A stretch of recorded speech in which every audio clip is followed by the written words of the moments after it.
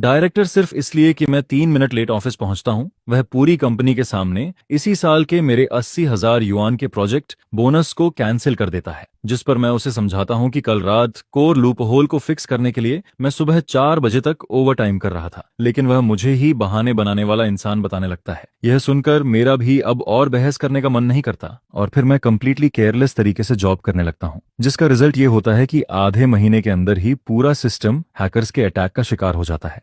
Low level logic को दोबारा recreate करने वाला कोई भी नहीं होता, जिस पर कंपनी सीधा 300 मिलियन युआन का नुकसान झेलती है। उस सुबह सच कहूं तो मेरा मूड काफी अच्छा था, क्योंकि पूरी रात जागकर आखिरकार मैंने डेटाबेस के डेडली लूप होल को बंद कर दिया था, जिस पर मैनेजमेंट सिस्टम में लगातार बज रही वार्निंग बेल भी आखिरकार रुक जाती है। स्टेबल चल रही सी लाइंस को देखकर मेरा पूरा शरीर रिलैक्स हो जाता है और फिर मैं थके हुए कदमों से अपने रेंटेड रूम की तरफ लौटने लगता हूँ। उस समय सुबह के 4 बज चुके होते हैं। बिस्तर पर लेटे हुए मैं यही सोचता हूँ कि बस किसी तरह यह महीना निकल जाए। प्रोजेक्ट बोनस मिलते ही माँ की बाईपास सर्जरी, ऑपरेशन का कर्ज, घर की EMI और बेटी की हाफ ईयर स्कूल फीस सब मैनेज हो जाएगा। लेकिन किस्मत को शायद कुछ और ही मंजूर था। अलार्म बजते ही जब मेरी आंख खुलती है तब तक बहुत देर हो चुकी होती है। मुझे यकीन ही नहीं होता कि मैं सिर्फ 3 मिनट लेट हो गया हूँ, जिस पर मैं पूरी ताकत से ऑफिस बिल्डिंग की तरफ भागता हूँ। पंच मशीन पर ठंडे तरीके से 9:03 डिस्प्ले होने लगता है और अटेंडेंस ऐप में लाल रंग से लेट अराइवल का मैसेज चमक उठता है। वह मोमेंट देखते ही मेरा दिल कसकर बैठ जाता है। मुझे तुरंत समझ आ जाता है कि आज फिर डांट पड़ने वाली है, लेकिन मैं सोच भी नहीं सकता था कि डायरेक्टर इतना बड़ा वार करेगा। मॉर्निंग मीटिंग में दर्जनों कर्डर्स पूरे ऑफिस एरिया में बैठे होते हैं। कीबोर्ड की आवाज अचानक बंद हो जाती है। हवा में कड़वी कॉफी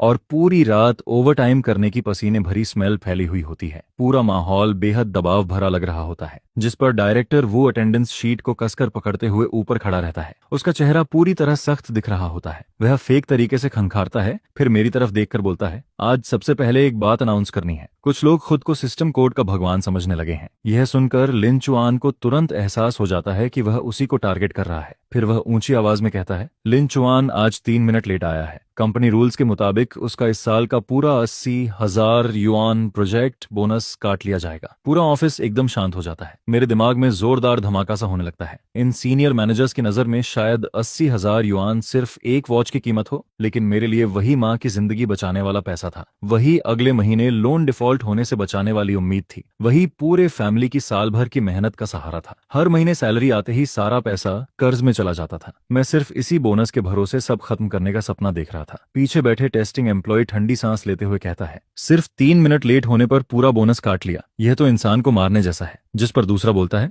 हम लोग 996 शेड्यूल में जानवरों की तरह काम करते हैं, सिर्फ इसी बोनस के लिए। लेकिन भीड़ में कुछ लोग ऐसे भी होते हैं जो हमेशा मैनेजमेंट की चमचागिरी करते रहते हैं। वह लोग मेरी हालत देखकर अंदर ही अंदर खुश हो रहे होते हैं। मेरा गला सूख जाता है, जैसे किसी ने कॉटन भर दिया हो। बड़ी मुश्किल से मैं गहरी सांस लेकर बोल पाता हूँ, डायरेक्टर वू, कल रात कोर डेटाबेस मैलिशियस अटैक का शिकार हो गया था। पूरा आर्किटेक्चर क्रैश हो गया था। अकेले मैंने सुबह 4 बजे तक लूप होल फिक्स किया, बस थोड़ी देर आंख लगी और अलार्म मिस हो गया, इसलिए 3 मिनट लेट हो गया। सच कहूं तो अब तक मुझे पानी पीने का भी मौका नहीं मिला। पैरों में अभी भी क्रैम्प्स हो रहे हैं। लेकिन डायरेक्टर वो मुझे सीधा देखने तक की जरूरत नहीं समझता। वह टैबलेट पलटते हुए कोल्ड वॉइस में बोलता है, ओवर टाइम करना तुम्हारी लो एफिशिएंसी की वजह है और लेट आना रेड लाइन क्रॉस करना है। कंपनी रूल्स किसी कोडर की वजह से नहीं बदलेंगे। जिस पर मैं भी दबे गुस्से में बोलता हूँ, अगर मैं पूरी रात जागकर बग फिक्स नहीं करता तो इस वक्त सर्वर कभी चालू नहीं हो पाता। आज पूरा प्लेटफॉर्म पैरालाइज हो जाता। यह सुनते ही वह फाइट बोर्ड पर जोर से हाथ मारता है। सामने बैठी इंटर्न लड़की डर कर कांप जाती है। फिर डायरेक्टर जोर से चिल्लाता है, लिन चुआन, तुम्हारा मतलब क्या है? गलती करके भी बहस कर रहे हो? तुम कोर टीम लीडर हो, तुम्हें एग्जाम्पल बनना चाहिए। अगर तुम खुद लेट आओगे तो मैं इस टीम को कैसे कंट्रोल करूंगा? क्या कंपनी रूल सिर्फ डेकोरेशन है? इतने लोगों के सामने इंसल्ट होने पर मेरा चेहरा आग की तरह जलने लगता है। मैंने सालों तक इस कंपनी के लिए सब कुछ झोंक दिया था, फिर भी वह आदमी सबके सामने मेरी बिल्कुल रिस्पेक्ट नहीं करता। जिस पर मैं गहरी सांस लेता हूँ और अचानक मुझे फील होता है कि दिल के अंदर कुछ टूट चुका है। फिर मैं सीधा डायरेक्टर की आंखों में देखकर धीरे धीरे बोलता हूँ, डायरेक्टर सही कह रहे हैं, रूल्स तो रूल्स होते हैं। अब मैं कंपनी का कोई भी रूल कभी नहीं तोड़ूंगा। इतना कहकर सबके सामने मैं अपनी पॉकेट से सर्वर सिक्योरिटी कार्ड निकालता हूँ। वह 24 घंटे कोर सर्वर एक्सेस वाला सिक्योरिटी की होता है। चटाक की आवाज के साथ मैं उसे मीटिंग टेबल पर फेंक देता हूँ। यह मेन सर्वर की सिक्योरिटी की है। कंपनी रूल्स के मुताबिक इसे हमेशा टीम लीडर के पास रहना चाहिए, लेकिन अगर मैं इस पोजीशन के लायक नहीं हूँ तो इसे कंपनी को वापस कर देता हूँ। यह देखकर डायरेक्टर कुछ सेकंड्स के लिए शॉक हो जाता है।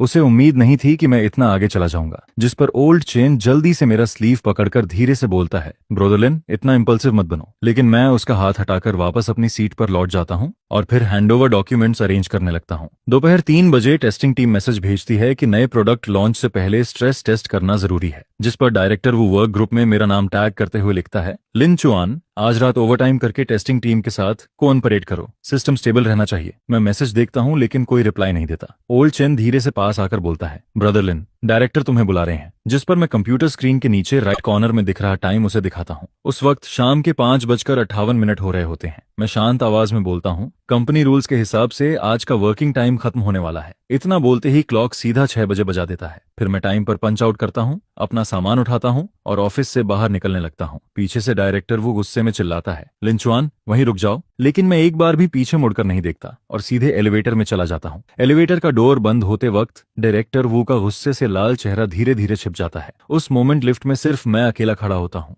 ठंडी दीवार से टिकते हुए अचानक मेरे मुंह से हंसी निकल जाती है। पूरे 5 साल बाद पहली बार टाइम पर ऑफिस छोड़ने का एहसास सच में बहुत शानदार लग रहा था। अगले दिन ऑफिस पहुंचते ही पूरे A&D डिपार्टमेंट का माहौल अजीब लग रहा होता है। ओल्ड चेन कॉफी लेकर मेरे पास आता है, फिर धीरे आवाज में बोलता है, ब्रोदरलिन कल रात नए प्रोडक्ट के low level source code check करते वक्त सिस्टम लगातार कॉन्फ्लिक्ट एरर दिखा रहा था। डायरेक्टर वू ने मुझे तुम्हें बुलाने भेजा है। लेकिन यह सुनकर भी मैं सिर उठाने की जरूरत तक महसूस नहीं करता। मैं बिना सिर उठाए स्क्रीन पर चल रहे रेगुलर मेंटेनेंस वर्क को ही घूरता रहता हूँ। फिर शांत आवाज में बोलता हूँ, मुझसे क्या लेना देना, मैं तो बस एक नॉर्मल कोडर हूँ जो कंपनी रूल्स को सीरियसली फॉलो करता है। 6 बजे ऑफिस खत्म मतलब काम खत्म। जिस पर ओल्ड चेन बेचैनी में दोनों हाथ रगड़ते हुए बोलता है, लेकिन वह कॉन्फ्लिक्ट वार्निंग उसी बेस आर्किटेक्चर से जुड़ी है जिसे कभी तुमने डिजाइन किया था। नए लोग उस लॉजिक को बिल्कुल नहीं समझते। अगर ऑफिशियल लॉन्च के समय कुछ हो गया तो मैं अपनी रिस्ट वॉच की तरफ नजर डालता हूँ, फिर बिना इमोशन के जवाब देता हूँ, वह प्रॉब्लम टेक्निकल डायरेक्टर को वरी करनी चाहिए। अभी वर्किंग आवर्स चल रहे हैं और मैं अपनी रिस्पॉन्सिबिलिटी वाला काम कर रहा हूँ। ऑफिस आवर्स के बाद की चीजें अब मेरी मैनेजमेंट के अंदर नहीं आती। यह सुनकर ओल्ड चेन लंबी सांस छोड़ता है और फिर चुपचाप वहां से चला जाता है। दोपहर तक डायरेक्टर वो इमरजेंसी मीटिंग बुला लेता है। मीटिंग रूम की बड़ी स्क्रीन पर लाल रंग में सिस्टम वार्निंग्स और सोर्स कोड एरर्स भरे पड़े होते हैं। डायरेक्टर वू का चेहरा बेहद अगली दिख रहा होता है। वह गुस्से में बोलता है, नया प्रोडक्ट अगले हफ्ते लॉन्च होना है, लेकिन अभी बेस सोर्स कोड में कंपैटिबिलिटी कॉन्फ्लिक्ट चल रहा है। इसे कौन सॉल्व करेगा? पूरा मीटिंग रूम एकदम शांत हो जाता है। नए प्रोग्रामर्स एक दूसरे को कंफ्यूज्ड होकर देखने लगते हैं। फिर ग्लासेस पहने एक लड़का डरते हुए बोलता है, डायरेक्टर ली ये बेस आर्किटेक्चर बहुत ज्यादा कॉम्प्लिकेटेड है, हमें इसे समझने के लिए टाइम चाहिए। टाइम? यह सुनते ही डायरेक्टर वो जोर से टेबल पर हाथ मारता है। चेयरमैन खुद इस प्रोजेक्ट को मॉनिटर कर रहे हैं, सारे इन्वेस्टर्स प्रेस कॉन्फ्रेंस का इंतजार कर रहे हैं, अब कहां से टाइम लाऊं? जिस पर उसकी नजर सीधे मेरी तरफ घूमती है। वह ऊंची आवाज में बोलता है, लिंचुआन ये सोर्स कोड तुम्हारा लिखा हुआ है, तुम इसे हैंडल करो। लेकिन मैं फोन स्क्रॉल करते हुए सिर तक नहीं उठाता। फिर आराम से बोलता हूँ, अभी लंच ब्रेक चल रहा है, ये मेरे ऑफिशियल वर्किंग आवर्स में नहीं आता और कंपनी रूल्स के हिसाब से inter department cooperation proper process से होना चाहिए। आप सपोर्ट रिक्वेस्ट सबमिट कर सकते हैं। यह सुनते ही डायरेक्टर वू का चेहरा सुअर की तरह लाल हो जाता है, जिस पर मैं शांत नजरों से उसकी तरफ देखते हुए आगे बोलता हूँ, और मुझे याद है कंपनी हैंडबुक के आर्टिकल 38 में साफ लिखा है कि ओवर टाइम का पेमेंट या कंपेंसेटरी लीव मिलना चाहिए। तो आप डिसाइड कीजिए, आवरली पेमेंट देंगे या पहले मेरे 80,000 युआन बोनस वापस करेंगे। इतना सुनते ही मीटिंग रूम की हवा जैसे जम जाती है। डायरेक्टर वो काफी देर तक मुझे घूरता रहता है, फिर दांत पीसते हुए बोलता है, ठीक है, बहुत होशियार बन रहे हो। इसके बाद वह नए एम्प्लॉयज की तरफ मुड़कर बोलता है, तुम लोग आज रात ओवर टाइम करोगे, चाहे कुछ भी हो, यह इश्यू खत्म होना चाहिए। और अगर बिल्कुल भी सॉल्व नहीं हो रहा तो सिक्योरिटी ऑथेंटिकेशन लॉजिक को टेम्परेरी डिसेबल कर देना। बस प्रोडक्ट लॉन्च स्मूथली होना चाहिए। यह सुनते ही मेरा दिल कसकर बैठ जाता है। सिक्योरिटी ऑथेंटिकेशन बंद करना, यह तो ऐसा था जैसे फायरवॉल का दरवाजा पूरी तरह खोल देना। कोई भी नॉर्मल हैकर आसानी से अंदर घुस सकता था। जिस पर ओल्ड चेन भी घबराकर बोलता है, डायरेक्टर वू यह रूल्स के खिलाफ है। Security authentication low level defence का कोर पार्ट है। लेकिन डायरेक्टर वो उसे बीच में ही काट देता है। डिसीजन मैंने लिया है, पहले प्रोडक्ट लॉन्च होगा, बाकी बातें बाद में देखेंगे। शाम के ठीक 6 बजे मैं कार्ड स्वाइप करके ऑफिस से निकलने लगता हूँ। A&D डिपार्टमेंट से गुजरते वक्त नए लोग अभी भी कोड को घूरते हुए सिर पकड़कर बैठे होते हैं। स्क्रीन पर रेड वार्निंग्स लगातार ब्लिंक कर रही होती हैं। उनमें से एक एम्प्लॉय कोड टाइप कर रहा होता है। वह डायरेक्टर वू का ऑर्डर फॉलो करते हुए सिक्योरिटी ऑथेंटिकेशन मॉड्यूल को डिसेबल करने वाला कमांड रन करने की तैयारी कर रहा होता है। मैं कुछ सेकंड्स तक उस कोड को चुपचाप देखता रहता हूँ। वह डिफेंस सिस्टम बनाने में मैंने पूरे 3 महीने लगाए थे और अब एक ऐसा न्यूकमर जिसे कंपनी ज्वाइन किए आधा साल भी नहीं हुआ, अजीब कमांड से उसे डिस्ट्रॉय करने जा रहा था, जिस पर ओल्ड चेन पीछे से दौड़कर आता है और धीरे से पूछता है, ब्रोदर लिन, क्या तुम सच में सब इग्नोर कर दोगे? अगर कुछ बड़ा हो गया तो? मैं बैकपैक कंधे पर डालते हुए कोल्ड आवाज में बोलता हूँ, अगर कुछ होगा तो वह डायरेक्टर वो के डिसीजन की वजह से होगा। मैं तो बस एक नॉर्मल कोडर हूँ जिसे हमेशा प्रोजेक्ट बोनस काटने की आदत है। मेरे पास अथॉरिटी क्रॉस करने की हिम्मत नहीं है। ऑफिस बिल्डिंग से बाहर निकलते ही अचानक मेरा फोन वाइब्रेट करता है। वह सिस्टम की तरफ से आया ऑटोमेटेड मॉनिटरिंग ईमेल था। उसमें लिखा होता है कि कोर सिक्योरिटी मॉड्यूल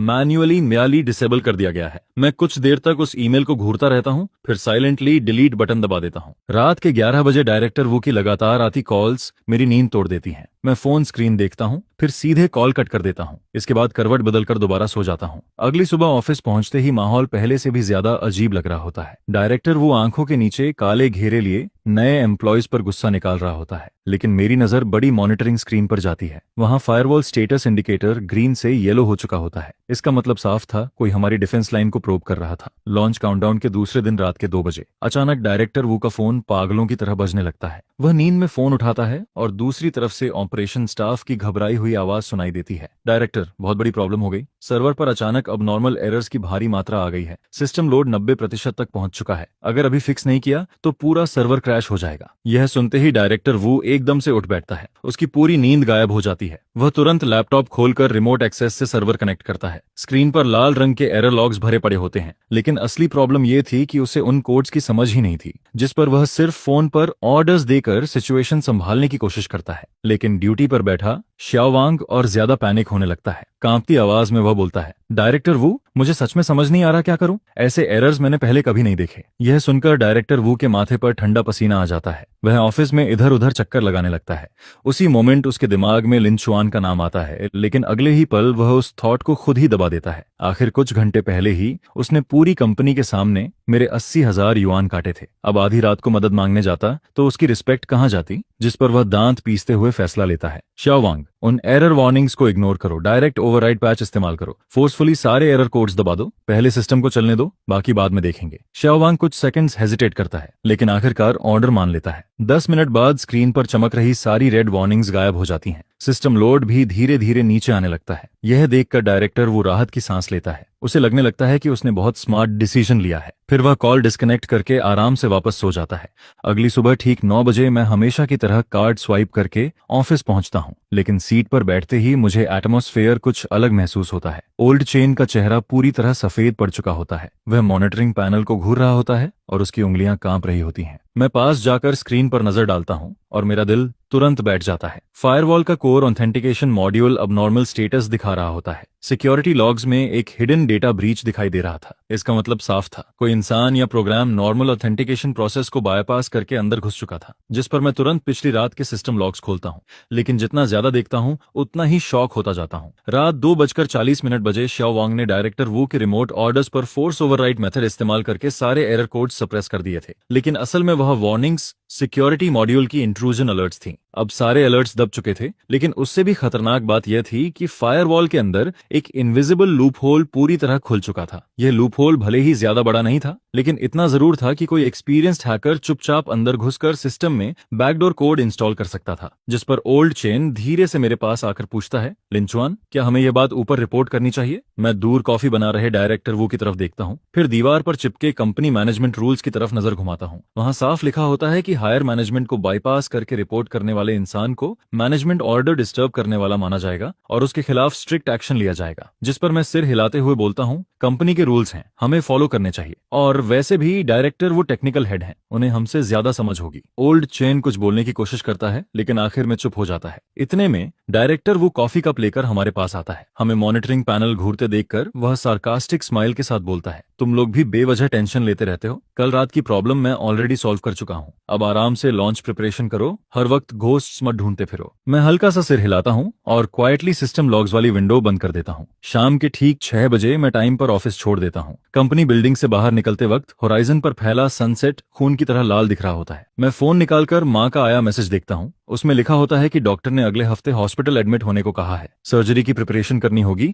लेकिन माँ फिर भी मुझे पैसे की चिंता ना करने के लिए बोल रही होती है। मैं फोन वापस पॉकेट में डाल देता हूँ और फिर तेज कदमों से आगे बढ़ने लगता हूँ। अब कंपनी की प्रॉब्लम्स से मेरा कोई लेना देना नहीं था, लेकिन सिस्टम में खुला वह हिडन क्रैक अब भी वहीं मौजूद था, बिल्कुल एक साइलेंट टाइम बॉम्ब की तरह जो सही मौके का इंतजार कर रहा था। नए प्रोडक्ट लॉन्च से एक रात पहले पूरा A&D डिपार्टमेंट रोशनी से चमक रहा होता है। हर कोई प्रेशर टेस्ट्स और फाइनल डेटा वेरिफिकेशन में लगा हुआ था। पूरे एटमॉस्फेयर में टेंशन फैली हुई होती है। चेयरमैन सु खुद वहां मौजूद होता है और इन्वेस्टर डायरेक्टर शेन भी वीडियो कॉन्फ्रेंस के जरिए ऑनलाइन मॉनिटरिंग कर रहा होता है। यह प्रोडक्ट अगले 3 साल की कंपनी स्ट्रेटेजी का सबसे बड़ा हिस्सा था। रात के 8 बजे अचानक मॉनिटरिंग कंसोल में तेज वार्निंग अलार्म्स बजने लगते हैं। स्क्रीन पर लगातार dangerous loop hole alerts popup होने लगते हैं और सबसे डरावनी बात यह थी कि ये सारे फ्लॉज सिक्योरिटी आर्किटेक्चर की कोर वीकनेस थी। ओल्ड चेन स्क्रीन को घूरते हुए पसीने में भीग जाता है। अगर इन लूप होल्स को तुरंत फिक्स नहीं किया गया तो कल ऑफिशियल लॉन्च के बाद कंपनी का कोर डेटाबेस हैकर्स के लिए खुला मैदान बन जाता, जिस पर डायरेक्टर वू का चेहरा तुरंत सफेद पड़ जाता है। वह ऑफिस में 3 चक्कर लगाता है और आखिरकार अचानक डोर खोलकर मेरी डेस्क तक आ जाता है। वह गुस्सा दबाने की कोशिश करता है, लेकिन उसकी आवाज फिर भी कांप रही होती है। लिंचुआन, सिस्टम में हाई रिस्क लूप होल्स आ गए हैं, तुम्हें अभी तुरंत ओवरटाइम करके इन्हें फिक्स करना होगा, यह ऑर्डर है। मैं सिर उठाकर कंप्यूटर के नीचे दिख रहा टाइम देखता हूँ। रात के 8:15 बज रहे होते हैं। फिर मेरी नजर वॉल पर लगी एम्प्लॉय फोटो पर जाती है। वह फोटो 2 महीने पुरानी होती है,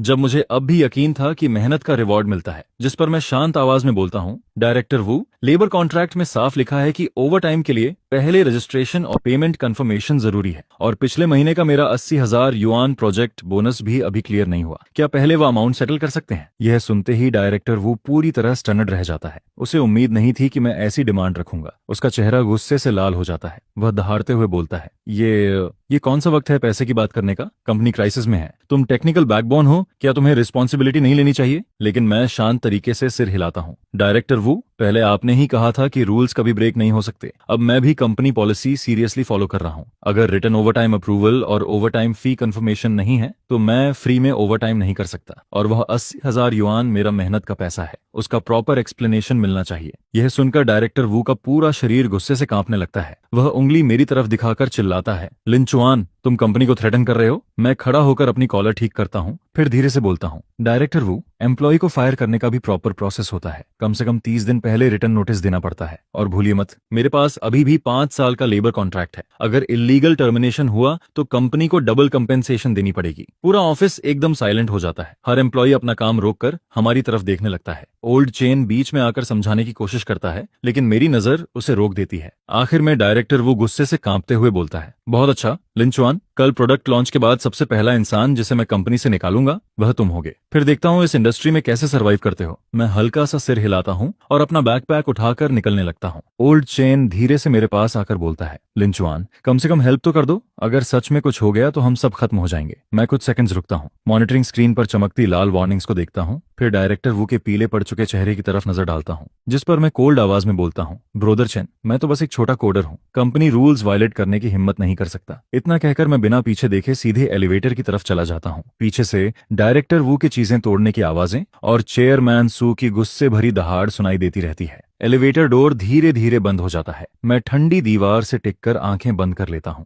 तभी फोन वाइब्रेट करता है। वह हॉस्पिटल की तरफ से आया पेमेंट रिमाइंडर था। माँ की सर्जरी डिपॉजिट में अभी भी 50,000 युआन कम थे। कंपनी बिल्डिंग से बाहर निकलते ही ठंडी हवा चेहरे से टकराती है। शुरुआती ऑटम की चिली फीलिंग पूरे शरीर में फैल जाती है। मैं ऊपर देखता हूँ। बिल्डिंग की टॉप फ्लोर पर अब भी लाइट्स जल रही होती हैं। वहां एक ऐसी इमरजेंसी फायर फाइट चल रही थी जिसमें अब मेरी कोई मौजूदगी नहीं थी, और कल वही दिन था जब मिरेकल देखने को मिलने वाला था। प्रेस कॉन्फ्रेंस का वेन्यू बेहद शानदार तरीके से सजाया गया था। 5 स्टार होटल का बैंक्वेट हॉल रिपोर्टर्स और बिजनेस जायंट से भरा हुआ था। पूरी वॉल पर जायंट LED स्क्रीन लगी हुई थी जिस पर कंपनी लोगो चमक रहा होता है। चेयरमैन सू एक्सपेंसिव सूट पहनकर स्टेज के बीचों बीच खड़ा था और बड़े कॉन्फिडेंस से पूरे 1 साल में बने सोशल कॉमर्स प्लेटफॉर्म का इंट्रोडक्शन दे रहा था। नीचे फ्रंट रो में बैठे इन्वेस्टर डायरेक्टर शेन संतुष्टि से सिर हिला रहे होते हैं। उन्होंने इस प्रोजेक्ट में पूरे 200 मिलियन इन्वेस्ट किए थे। अब उन्हें बस लॉन्च के बाद यूजर्स एक्सप्लोजन और कंपनी वैल्यूएशन डबल होने का इंतजार था। ठीक सुबह 10 बजे चेयरमैन सू सिंबॉलिक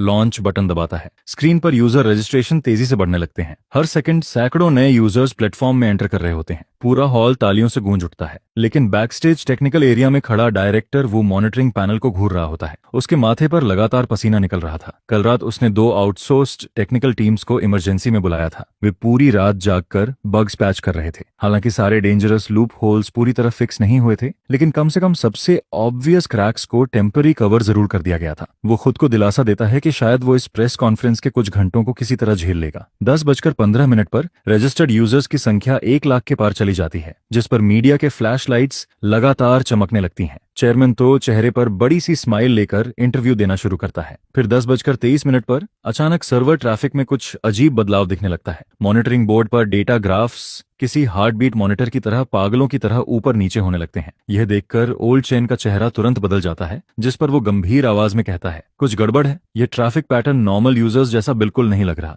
जिस पर डायरेक्टर इनको थोड़ा पास आकर धीरे से कहता है, शायद किसी एरिया के यूजर्स एक साथ लॉग इन कर रहे होंगे। चिंता की बात नहीं है। लेकिन 10:25 पर फर्स्ट फायरवॉल लेयर की वार्निंग लाइट्स ब्लिंक करना शुरू कर देती हैं, जिसके तुरंत बाद सेकंड लेयर भी वार्निंग देने लगती है, और फिर थर्ड लेयर डोमिनो कार्ड्स की तरह एक के बाद एक कोलैप्स होने लगती है। यह देखकर ओल्ड चेन के हाथ कांपने लगते हैं। उसे समझ आ जाता है कि यह कोई नॉर्मल ट्रैफिक स्पाइक नहीं, बल्कि एक ऑर्गेनाइज्ड हैकर अटैक है। फिर 10:27 पर हॉल का जायंट स्क्रीन अचानक काला पड़ जाता है, जिस पर पूरा हॉल शोर से भर जाता है। चेयरमैन तो की स्माइल उसके चेहरे पर ही जम जाती है, जबकि टेक्निकल स्टाफ पागलों की तरह कीबोर्ड्स पर टाइपिंग करते हुए सिस्टम रिस्टोर करने की कोशिश करने लगते हैं। लेकिन जैसे ही स्क्रीन दोबारा ऑन होता है, सिचुएशन पूरी तरह कंट्रोल से बाहर जा चुकी होती है। पूरे स्क्रीन पर एक स्कल एनिमेशन दिखाई देने लगता है, जिसके नीचे ब्लड रेड फॉन्ट में धीरे धीरे इंग्लिश वर्ड्स उभरते हैं, you came to think you won guys. यह देखते ही पूरा हॉल केओस में बदल जाता है। रिपोर्टर्स अपने फोन्स निकालकर लगातार फोटोज लेने लगते हैं। वहीं इन्वेस्टर्स के डायरेक्टर शेन का चेहरा पूरी तरह सफेद पड़ जाता है, जिस पर चेयरमैन तो गुस्से में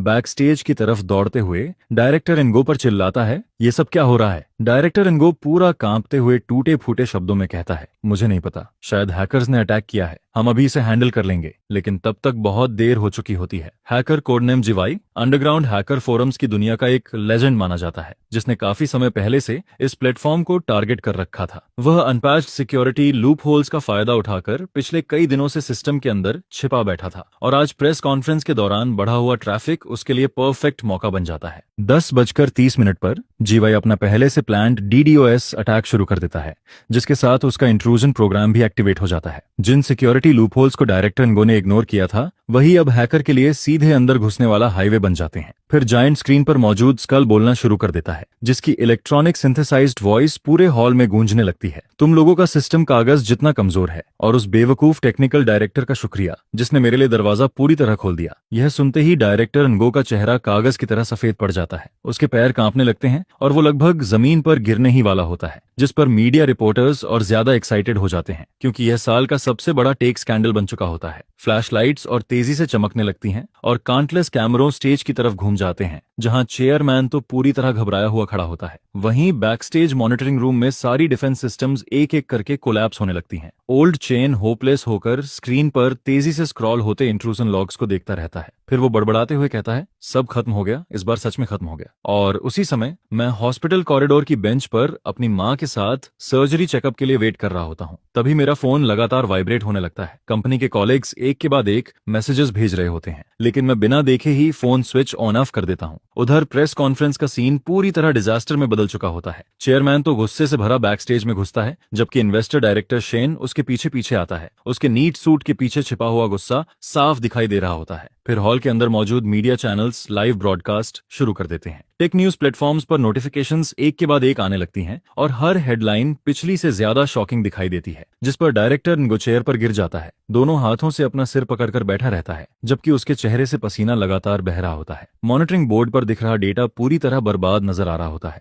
हैकर अटैक ऐसे आगे बढ़ रहा होता है जैसे वहां कोई डिफेंस मौजूद ही ना हो। हैकर सिस्टम के अंदर फ्रीली घूमते हुए यूजर डेटाबेस तक पहुंचने लगते हैं। एक्सेस लॉग्स तेजी से स्क्रॉल होने लगते हैं, और हर नई लाइन का मतलब होता है कि बड़ी मात्रा में यूजर डेटा चोरी किया जा रहा है। जिस पर चेयरमैन तो चिल्लाते हुए कहता है, हैकर्स फर्स्ट सिक्योरिटी लाइन तोड़ चुके हैं, वो अब कोर डेटाबेस में घुस रहे हैं। अगर यही स्पीड रही तो सिर्फ 10 मिनट में पूरा प्राइवेट यूजर डेटा चोरी हो जाएगा। यह सुनकर डायरेक्टर शेन जोर से टेबल पर मुक्का मारता है और कहता है, 10 मिनट? तुम्हारी सिक्योरिटी बस इतनी ही है? हमने 200 मिलियन युआन इन्वेस्ट किए और तुम लोग एक हैकर तक नहीं रोक पा रहे? फिर चेयरमैन तो गुस्सा दबाते हुए डायरेक्टर इनगो से कहता है, तुरंत इमरजेंसी प्रोटोकॉल एक्टिवेट करो, अटैक सोर्स बंद करो और कोर डेटा को बचाओ। जिस पर डायरेक्टर इनगो पैनिक में खड़ा हो जाता है, लेकिन उसे सिक्योरिटी आर्किटेक्चर की असली समझ होती ही नहीं है, इसलिए वो अपनी आधी अधूरी नॉलेज के दम पर ब्लाइंडली ऑन ऑर्डर्स देने लगता है। वो कुछ सेकंड्स तक स्क्रीन को घूरता रहता है और फिर अचानक उसे एक तरीका सूझता है जिसे वो जीनियस सॉल्यूशन समझ लेता है। जल्दी मेन पावर कट करो, पूरे सर्वर को फिजिकली शट डाउन करके सीधे रीस्टार्ट करो। यह सुनते ही ओल्ड चेन शॉक में आ जाता है और तुरंत चिल्लाता है, डायरेक्टर इनगो, ऐसा मत कीजिए, सिस्टम अभी हेवी लोड पर चल रहा है। अचानक पावर कट करने से फिजिकल डेटा डैमेज हो सकता है। लेकिन डायरेक्टर इनगो उसकी बात काटते हुए चिल्लाता है, अब टाइम नहीं है, मेरी बात मानो, तुरंत पावर ऑफ करके उस हैकर को बाहर फेंको। जिस पर सारे टेक्निकल स्टाफ एक दूसरे को कंफ्यूज्ड नजरों से देखने लगते हैं, लेकिन आखिर में उन्हें ऑर्डर मानना ही पड़ता है। सर्वर रूम आता,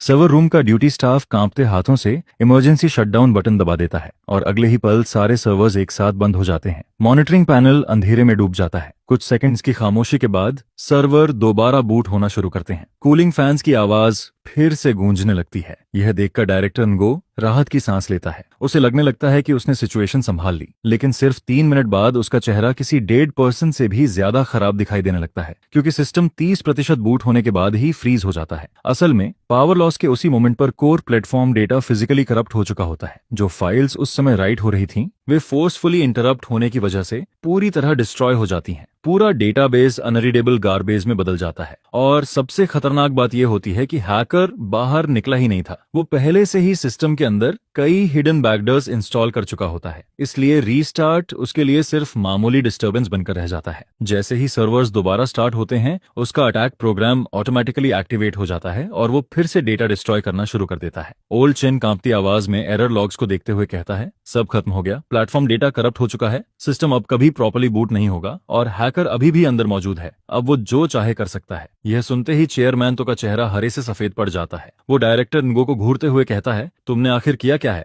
जिस पर डायरेक्टर इनगो के होंठ कांपने लगते हैं। उसके मुंह से एक शब्द तक नहीं निकलता। कोल्ड स्वेट उसकी पूरी शर्ट भिगो देता है। फिर डायरेक्टर शेन तुरंत अपना फोन निकालता है और दूसरी तरफ चिल्लाते हुए कहता है, तुरंत लीगल टीम से कांटेक्ट करो, कॉन्ट्रैक्ट वायलेशन रिस्पॉन्सिबिलिटी प्रोसेस अभी शुरू करो। और ठीक उसी पल जायंट स्क्रीन पर वो स्कल इमेज एक बार फिर से दिखाई देने लगता है। जीवाई की इलेक्ट्रॉनिक सिंथेसाइज्ड वॉइस मजाक उड़ाते हुए पूरे हॉल में गूंजने लगती है, तुम लोगों के कोऑपरेशन के लिए धन्यवाद। फोर्स शटडाउन की वजह से फायरवॉल पूरी तरह कोलैप्स हो चुका है। अब चलो कुछ इंटरेस्टिंग बातें करते हैं। यह सुनते ही हॉल में मौजूद मीडिया पूरी तरह पागल हो जाती है। काउंटलेस कैमरों सीधे जायंट स्क्रीन की तरफ घूम जाते हैं। यह प्रेस कॉन्फ्रेंस अब प्रोडक्ट लॉन्च नहीं बल्कि एक ऐसी पब्लिक रिलेशंस डिजास्टर बन चुकी होती है जिसे पूरी दुनिया लाइव देख रही होती है। वहीं बैकस्टेज टेक्निकल टीम फिर से डेड साइलेंस में डूब जाती है, क्योंकि अब हर किसी को समझ आ चुका होता है कि असली नाइटमेयर तो अभी शुरू हुआ है। सिस्टम पूरी तरह फ्रीज हो चुका होता है। हैकर अब भी अंदर हैवोक मचा रहा होता है और एकमात्र इंसान जो इस सिचुएशन को बचा सकता था, वो इस समय अपनी मां के साथ हॉस्पिटल में बैठा होता है। ऊपर से उसका फोन भी स्विच ऑफ होता है। फिर सर्वर क्रैश की खबर इंटरनेट पर किसी वायरस की तरह फैलने लगती है। प्रेस कॉन्फ्रेंस के लाइव स्ट्रीम, हाईजैक होने वाला वीडियो सिर्फ आधे घंटे के अंदर सभी बड़े प्लेटफॉर्म्स के ट्रेंडिंग सर्चेस में टॉप पोजीशन पर पहुंच जाता है,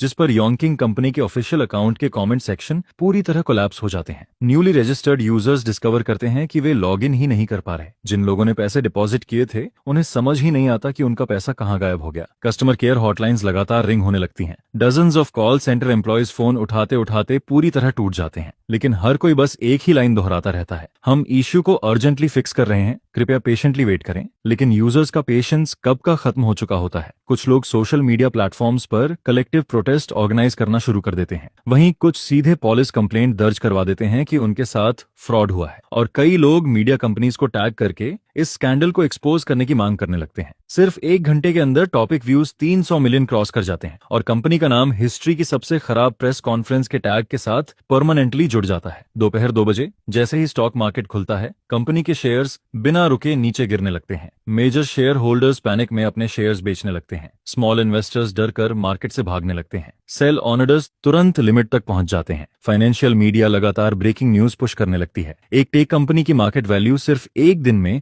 300 मिलियन युआन से ज्यादा एवेपोरेट हो गई। यह इस साल की सबसे बड़ी गिरावट बन चुकी है, जिस पर चेयरमैन तो अपने ऑफिस में बैठा होता है, उसके सामने 7 से 8 फोन्स पड़े होते हैं और हर फोन लगातार वाइब्रेट कर रहा होता है। बोर्ड मेंबर्स, पार्टनर्स, एडवर्टाइजर्स, हर कोई बस एक ही सवाल पूछ रहा होता है, सिस्टम आखिर कब रिस्टोर होगा? लेकिन उसके पास कोई जवाब नहीं होता। A&D डिपार्टमेंट से आने वाली हर नई रिपोर्ट पिछली से ज्यादा होपलेस होती जाती है। सिस्टम पूरी तरह पैरालाइज्ड हो चुका होता है, डेटा सीरियसली करप्ट हो चुका होता है, यहाँ तक कि हायर एक्सटर्नल टीम्स भी सिर्फ लॉग्स देखकर सिर हिलाते हुए वापस लौट जाती हैं। फिर शाम 3 बजे इन्वेस्टर डायरेक्टर शेन का कॉल आता है। उसकी आवाज बर्फ की तरह ठंडी होती है। चेयरमैन, तो मुझे उम्मीद है कि आपको हमारी काउंटरपार्ट एग्रीमेंट याद होगी। प्लेटफॉर्म लॉन्च होने के 3 महीने के अंदर मंथली एक्टिव यूजर्स 5 मिलियन पहुंचने चाहिए थे। अगर ऐसा नहीं हुआ तो आपको मेरे 30% शेयर्स बाय बैक करने होंगे। यह सुनते ही चेयरमैन तो के हाथ कांपने लगते हैं। वो मुश्किल से कहता है, डायरेक्टर शेन, हम इसे जल्द ठीक कर देंगे, यह सिर्फ टेम्पररी टेक्निकल इश्यू है। लेकिन डायरेक्टर शेन तुरंत उसकी बात काट देता है। Technical issue? पूरी इंटरनेट दुनिया अभी तुम लोगों को जोक की तरह देख रही है। यूजर्स का ट्रस्ट पूरी तरह कोलैप्स हो चुका है। अगर आज तुम सिस्टम फिक्स भी कर लो तब भी कौन तुम्हारा प्लेटफॉर्म यूज करेगा? फिर वो ठंडी आवाज में आगे कहता है, अगर सुबह होने से पहले सिस्टम रिस्टोर नहीं हुआ तो मैं तुरंत कॉम्पेंसेशन प्रोसेस एक्टिवेट कर दूंगा। एग्रीमेंट के मुताबिक तुम्हें इन्वेस्टमेंट लॉस का 3 गुना कॉम्पेंसेट करना होगा,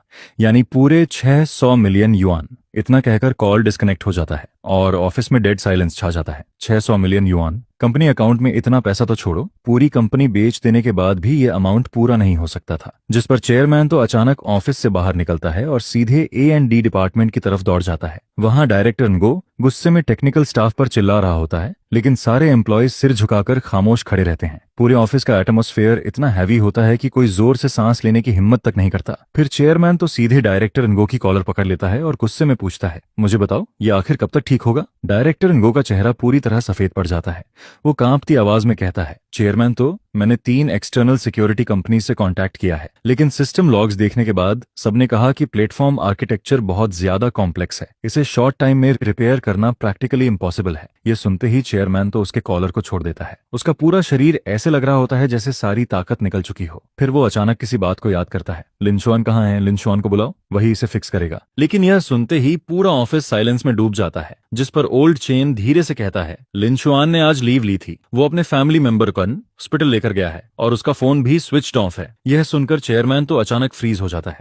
तभी उसे याद आता है कि कुछ दिन पहले ही डायरेक्टर नगो ने पब्लिकली लिनशुआन का 80,000 युआन का प्रोजेक्ट बोनस काट लिया था। और कल रात जब सिस्टम में हाई रिस्क वल्नरेबिलिटी दिखाई दी थी, तब भी डायरेक्टर नगो ने लिनशुआन की सारी कंडीशंस रिजेक्ट कर दी थी। उसी समय हैकर जी वाई की तरफ से पहला रैंसम ईमेल आता है। ईमेल का टाइटल बेहद सिंपल होता है, क्या तुम अपना डेटा वापस चाहते हो? और ईमेल के अंदर सिर्फ एक लाइन और एक नंबर लिखा होता है, 1000 बिटकॉइन। करंट एक्सचेंज रेट के हिसाब से 1000 बिटकॉइन की वैल्यू 40 मिलियन युआन से ज्यादा होती है। चेयरमैन तो उस ईमेल को घूरता रहता है, उसकी कनपटी लगातार फड़क रही होती है। एक तरफ इन्वेस्टर को 600 मिलियन युआन कंपेंसेशन देना था और दूसरी तरफ हैकर को 40 मिलियन युआन रैंसम। दोनों रास्ते सीधे मौत की तरफ जा रहे होते हैं और इस पूरे केओस के बीच एकमात्र इंसान जो शायद कंपनी को बचा सकता था, वो इस समय हॉस्पिटल की लंबी बेंच पर अपनी मां के साथ सर्जरी अपडेट का इंतजार कर रहा होता है। उसे इन सब चीजों की स्लाइटेस्ट खबर तक नहीं होती। शाम 6 बजे चेयरमैन तो कुछ सीनियर एग्जीक्यूटिव्स को साथ लेकर फिर से A&D डिपार्टमेंट में पहुंचता है। उसका चेहरा इतना डार्क दिखाई दे रहा होता है जैसे अभी पानी टपकने लगेगा। पूरे ऑफिस में मौजूद लोग अपना काम रोक देते हैं, कोई जोर से सांस लेने की भी हिम्मत नहीं करता। फिर चेयरमैन तो पूरे ऑफिस पर नजर घुमाते हुए भारी आवाज में कहता है, मुझे फर्क नहीं पड़ता कि तुम लोग कौन सा तरीका यूज करते हो, लेकिन सुबह होने से पहले सिस्टम हर हालत में ठीक होना चाहिए।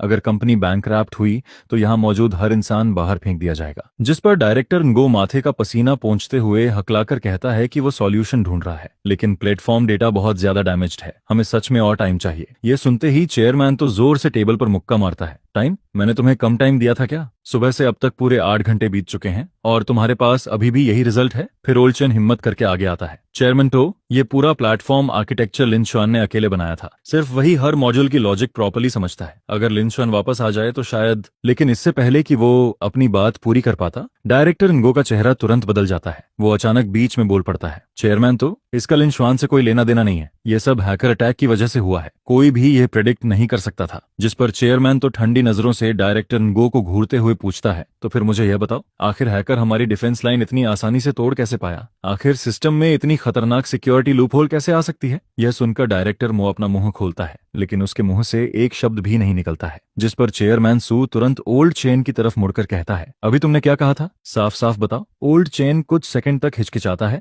जिसके बाद वह गहरी सांस लेकर बोलना शुरू करता है, चेयरमैन सू, असल में सिस्टम लॉन्च होने से पहले ही high risk loopholes detect हो चुके थे। लिन शुआन ने उस समय वार्निंग भी दी थी। इतना कहते हुए वह डायरेक्टर मो की तरफ देखता है, लेकिन टाइम बहुत कम था, जिस पर डायरेक्टर मो ने फैसला किया कि पहले सिस्टम लॉन्च करो, बाद में फिक्स कर लेंगे। यह सुनते ही चेयरमैन सू का चेहरा और भी ज्यादा भयानक हो जाता है। फिर वह ठंडी आवाज में पूछता है, और और कुछ? जिस पर ओल्ड चेन गहरी सांस लेकर पिछले कुछ दिनों में हुई सारी घटनाएं बताना शुरू करता है। डायरेक्टर वू के जबरदस्ती सिक्योरिटी ऑथेंटिकेशन बंद करवाने से लेकर आधी रात को लिटिल वॉन्ग को एरर कोड ओवरराइट करने का ब्लाइंड ऑर्डर देने तक, और फिर कल रात लिन शुआन की ओवरटाइम कंडीशंस ठुकराने तक, हर एक बात चेयरमैन सू के दिल में चाकू की तरह चुभती चली जाती है। पूरे ऑफिस में सन्नाटा छा जाता है। हर कोई सिर झुकाकर खड़ा रहता है और कोई भी डायरेक्टर वू की तरफ देखने की हिम्मत नहीं करता है। जिस पर चेयरमैन सू धीरे धीरे मुड़कर डायरेक्टर वू को घूरता है और बर्फ जैसी ठंडी आवाज में पूछता है, अब भी तुम्हारे पास कुछ कहने को बचा है? यह सुनकर डायरेक्टर वू का पूरा शरीर कांपने लगता है, लेकिन अचानक जैसे उसे कोई आखिरी उम्मीद मिल गई हो, वह जोर से चिल्लाता है, चेयरमैन सू, यह सब लिन शुआन की साजिश है। जिस पर वह जल्दी जल्दी बोलना जारी रखता है। उसने जानबूझकर सोर्स कोड में बैकडोर छोड़ा था और फिर हैकर्स के साथ मिलकर कंपनी पर अटैक करवाया। आखिर हैकर हमारे सिस्टम को इतनी अच्छी तरह कैसे जानता था? वह इतना एक्यूरेट अटैक कैसे कर सकता था? जरूर लिन शुआन ने ही कोर सोर्स कोड लीक किया है। यह सुनते ही पूरा ऑफिस हंगामे में बदल जाता है। कुछ लोग शॉक्ड हो जाते हैं, कुछ गुस्से में आ जाते हैं, लेकिन ज्यादातर लोगों को इस बात पर बिल्कुल भरोसा नहीं होता है। जिस पर ओल्ड चेन गुस्से से लाल होकर चिल्लाता है, डायरेक्टर मो, किसी पर झूठा इल्जाम मत लगाओ। लिन शुआन पिछले 5 सालों से कंपनी में काम कर रहा है। उसने आज तक कंपनी के खिलाफ कुछ नहीं किया। लेकिन डायरेक्टर मो तुरंत पलटकर बोलता है, तो फिर सबसे जरूरी समय पर उसने ओवरटाइम करने से मना क्यों किया? कंपनी को मुश्किल में देखकर भी वह चुप क्यों रहा? अगर यह बदला नहीं है तो और क्या है? यह सुनकर चेयरमैन सू हाथ उठाकर दोनों की बहस रोक देता है। फिर वह कुछ सेकंड तक चुप रहता है, जिसके बाद शांत लेकिन डरावनी आवाज में कहता है, ओल्ड चेन, तुरंत सभी सर्वर सील करो और पिछले 1 महीने के सारे ऑपरेशन लॉग्स निकालो। मैं हर कोर कोड मॉडिफिकेशन रिकॉर्ड देखना चाहता हूँ। इसके बाद वह डायरेक्टर वू की तरफ मुड़ कहता है, अगर इन्वेस्टिगेशन में साबित हुआ कि यह सब लिन शुआन ने किया है, तो मैं खुद पुलिस को बुलाकर उसे गिरफ्तार करवाऊंगा। वह अपनी बात पूरी नहीं करता है, लेकिन उसकी अधूरी बात में छुपी धमकी हर किसी को साफ समझ आ जाती है। म्यूजिक उसी समय हैकर गोसी का दूसरा ईमेल आता है, लेकिन इस बार उसमें रैंसम नहीं बल्कि एक वीडियो होता है। वीडियो में गोसी वॉइस चेंजर के जरिए मजाक उड़ाते हुए कहता है, सुना है तुम लोग अंदर के गद्दार को ढूंढ रहे हो। बेकार मेहनत मत करो, ये सब तुम्हारी खुद की बेवकूफी की वजह से हुआ है, किसी और की वजह से नहीं। चलो तुम्हें एक हिंट देता हूँ, रात 2:40 बजे का ऑपरेशन लॉग देखो। वह जीनियस जिसने सिक्योरिटी सोर्स कोड को जबरदस्ती ओवरराइट किया था, उसने तो मुझे बहुत बड़ा गिफ्ट दे दिया। यह सुनते ही चेयरमैन सू का चेहरा पूरी तरह बदल जाता है। वह स्क्रीन पर दिख रहे समय को घूरता है और फिर कुर्सी पर कांपते हुए बैठे डायरेक्टर वू की तरफ देखता है। अब सारे सवालों के जवाब मिल चुके थे। रात 11 बजे के बाद भी रिलीज डिपार्टमेंट की लाइट्स जल रही होती हैं। अगली सुबह old chain 2 technical backbone employees को लेकर पूरे 4 घंटे तक सिस्टम के सारे ऑपरेशन लॉग्स निकालता है और उन्हें टाइमलाइन के हिसाब से एक डिटेल्ड रिपोर्ट में अरेंज करता है, जिस पर चेयरमैन सो मीटिंग रूम में बैठा होता है। उसके सामने प्रोजेक्टर पर काउंटलेस लॉग्स दिखाई दे रहे होते हैं। वहीं दूसरी तरफ डायरेक्टर मो कमरे के कोने में खड़ा कांप रहा होता है। उसका चेहरा पूरी तरह सफेद पड़ चुका होता है और उसके पैर लगातार कांप रहे होते हैं। इसके बाद ओल्ड चेन पहला डॉक्यूमेंट खोलता है। उसकी आवाज शांत होती है, लेकिन हर शब्द हथौड़े की तरह डायरेक्टर वू के दिल पर वार करता जाता है। यह लॉन्च से 3 दिन पहले का लॉग है। उस समय सिस्टम ने प्लेटफॉर्म मॉड्यूल्स में कॉन्फ्लिक्ट डिटेक्ट किया था, जिस पर लिन शुआन ने ऑफिस से निकलने से पहले एक रिस्क वार्निंग रिपोर्ट सबमिट की थी। प्रोजेक्टर पर तुरंत लिन शुआन की रिपोर्ट दिखाई देती है। टाइम स्टैम्प साफ दिखा रहा होता है, शाम के 5:55 बजे, यानी ऑफिस ऑफ होने से सिर्फ 5 मिनट पहले। रिपोर्ट में रेड कलर से मार्क किए गए सारे रिस्क पॉइंट्स इस बार हुए हैकर अटैक के ब्रेक थ्रू पॉइंट से पूरी तरह मैच कर रहे होते हैं। यह देखकर चेयरमैन सू स्क्रीन को घूरता रह जाता है और उसकी कनपटी की नसें फड़कने लगती हैं। जिस पर ओल्ड चेन आगे बोलता है, लेकिन अगले दिन मीटिंग में डायरेक्टर मो ने इस रिपोर्ट को रिजेक्ट कर दिया था। उसका कहना था कि लॉन्च प्रोग्रेस पर असर नहीं पड़ना चाहिए। इसके तुरंत बाद उसने सिक्योरिटी ऑथेंटिकेशन मॉड्यूल्स का एक हिस्सा बंद करने का ऑर्डर दिया और सिस्टम मेंटेनेंस का काम लिटिल वॉन्ग को सौंप दिया, जो अभी नया था और उसके पास एक्सपीरियंस भी नहीं था। इसके बाद प्रोजेक्टर पर डायरेक्टर मो द्वारा भेजा गया वर्क इंस्ट्रक्शन ईमेल दिखाई देता है। सारे इंस्ट्रक्शन साफ साफ लिखे हुए होते हैं, जिन्हें अब झूठलाना नामुमकिन था। यह देखकर डायरेक्टर मो के होंठ कांपने लगते हैं। वह जल्दी से सफाई देते हुए बोलता है, मैंने ये सब सिर्फ प्रोग्रेस मेंटेन करने के लिए किया था। इन्वेस्टर्स लगातार प्रेशर डाल रहे थे, लेकिन चेयरमैन सू उसे सिर्फ ठंडी नजरों से देखता है और कुछ नहीं बोलता है। इसके बाद ओल्ड चेन तीसरा डॉक्यूमेंट खोलता है। यह लॉन्च से एक रात पहले का रिकॉर्ड है। रात 2:40 बजे सिस्टम ने इंट्रूशन वार्निंग दी थी, लेकिन नाइट शिफ्ट पर मौजूद लिटिल वांग ने डायरेक्टर वू के रिमोट इंस्ट्रक्शंस के तहत फोर्स ओवरराइड मेथड इस्तेमाल करके सारे एरर अलर्ट्स ब्लॉक कर दिए। प्रोजेक्टर पर डिटेल्ड ऑपरेशन लॉग्स दिखाई देते हैं। हर कमांड के साथ एपीआई एड्रेस और ऑपरेटर इन्फॉर्मेशन साफ नजर आ रही होती है और उन सभी कमांड्स पर डायरेक्टर वू का अकाउंट साफ लिखा हुआ होता है। इसका मतलब साफ था, उन सभी फेटल गलत ऑर्डर्स का जिम्मेदार वही था। जिस पर ओल्ड चेन भारी आवाज में आगे कहता है, ये सभी अलर्ट्स सिक्योरिटी मॉड्यूल द्वारा भेजी गई इंट्रूजन वार्निंग्स थीं, लेकिन इन्हें जबरदस्ती ब्लॉक करने के बाद हैकर ने सिस्टम में कई बैकडोर्स इंस्टॉल कर दिए ताकि आज का अटैक प्रिपेयर किया जा सके। यह सुनते ही डायरेक्टर वू कुर्सी पर ढेर होकर बैठ जाता है। उसका चेहरा किसी मरे हुए इंसान से भी ज्यादा डरावना लग रहा होता है। इसके बाद ओल्ड चेन आखिरी डॉक्यूमेंट खोलता है। यह कल रात का रिकॉर्ड है। सिस्टम ने एक बार फिर हाई रिस्क लूपहोल वार्निंग दी थी, जिस पर लिन शुआन ने प्रोजेक्ट बोनस पेमेंट रिलीज करने और ओवरटाइम कंफर्मेशन डॉक्यूमेंट की मांग की थी, लेकिन डायरेक्टर मो ने साफ मना कर दिया। उसके बाद लिन शुआन सही समय पर ऑफिस से चला गया। पूरा प्रोसेस कंपनी रूल्स के हिसाब से बिल्कुल सही था। प्रोजेक्टर पर लिन शुआन और डायरेक्टर वू की चैट हिस्ट्री दिखाई देती है। साथ ही ऑफिस सर्विलांस वीडियो भी चलने लगता है। वीडियो में लिन शुआन शांत तरीके से अपना सामान पैक करता है और टाइम पर ऑफिस छोड़कर चला जाता है। वहीं दूसरी तरफ डायरेक्टर वू उसकी पीठ की तरफ उंगली दिखाकर लगातार गालियां देता रहता है। यह देखकर चेयरमैन सू अपनी आंखें बंद करता है और गहरी सांस लेता है। अब सच पूरी तरह सामने आ चुका था। शुरू से लेकर आखिर तक यह पूरी डिजास्टर डायरेक्टर वू की इग्नोरेंस और एरोगेंस की वजह से हुई थी। इसका लिन शुआन से कोई लेना देना नहीं था। इसके बाद ओल्ड चेन प्रोजेक्टर बंद करता है और आखिरी बात कहता है, इसके अलावा मैंने लिन शुआन के बैंक रिकॉर्ड्स और कॉन्टैक्ट हिस्ट्री भी चेक की है। वहां भी कोई सस्पिशियस एक्टिविटी नहीं मिली है। पिछले कुछ दिनों से ऑफिस आवर्स के बाद भी वह लगातार हॉस्पिटल में अपनी मां की देखभाल कर रहा था, यहां तक कि उसका फोन भी बंद था। यह सुनते ही मीटिंग रूम में मौत जैसा सन्नाटा छा जाता है, जिस पर चेयरमैन सू धीरे धीरे अपनी आंखें खोलता है और डायरेक्टर वू को घूरते हुए हर शब्द पर जोर देकर पूछता है, अब भी तुम्हारे पास कुछ कहने को बचा है? लेकिन डायरेक्टर वू के होंठ कांपते रहते हैं और आखिर में उसके मुंह से एक शब्द भी नहीं निकलता है। उसका पूरा शरीर ऐसे ढीला पड़ जाता है जैसे किसी ने उसकी सारी हड्डियां निकाल ली हों, जिसके बाद वह सीधे कुर्सी पर ढेर होकर गिर जाता है। यह देखकर चेयरमैन सू खड़ा हो जाता है और ठंडी आवाज में कहता है, अभी इसी वक्त मुझे बताओ, लिन शुआन किस हॉस्पिटल में है? इसके बाद वह दीवार पर लगी घड़ी की तरफ देखता है। रात के 12:20 बज चुके होते हैं। इन्वेस्टर्स द्वारा दिए गए अंतिम अल्टीमेटम में अब सिर्फ 6 घंटे से भी कम समय बचा होता है और कंपनी को बचाने वाला इकलौता इंसान अभी तक इस बात से अनजान होता है कि यहाँ क्या कुछ हो चुका है। रात 1 बजे म्यूजिक सिटी पीपल्स हॉस्पिटल के इमरजेंसी हॉल में अब भी तेज रोशनी जल रही होती है। मैं हॉलवे की लंबी बेंच पर बैठा होता हूँ और हाथ में ठंडी हो चुकी कॉफी पकड़े रहता हूँ।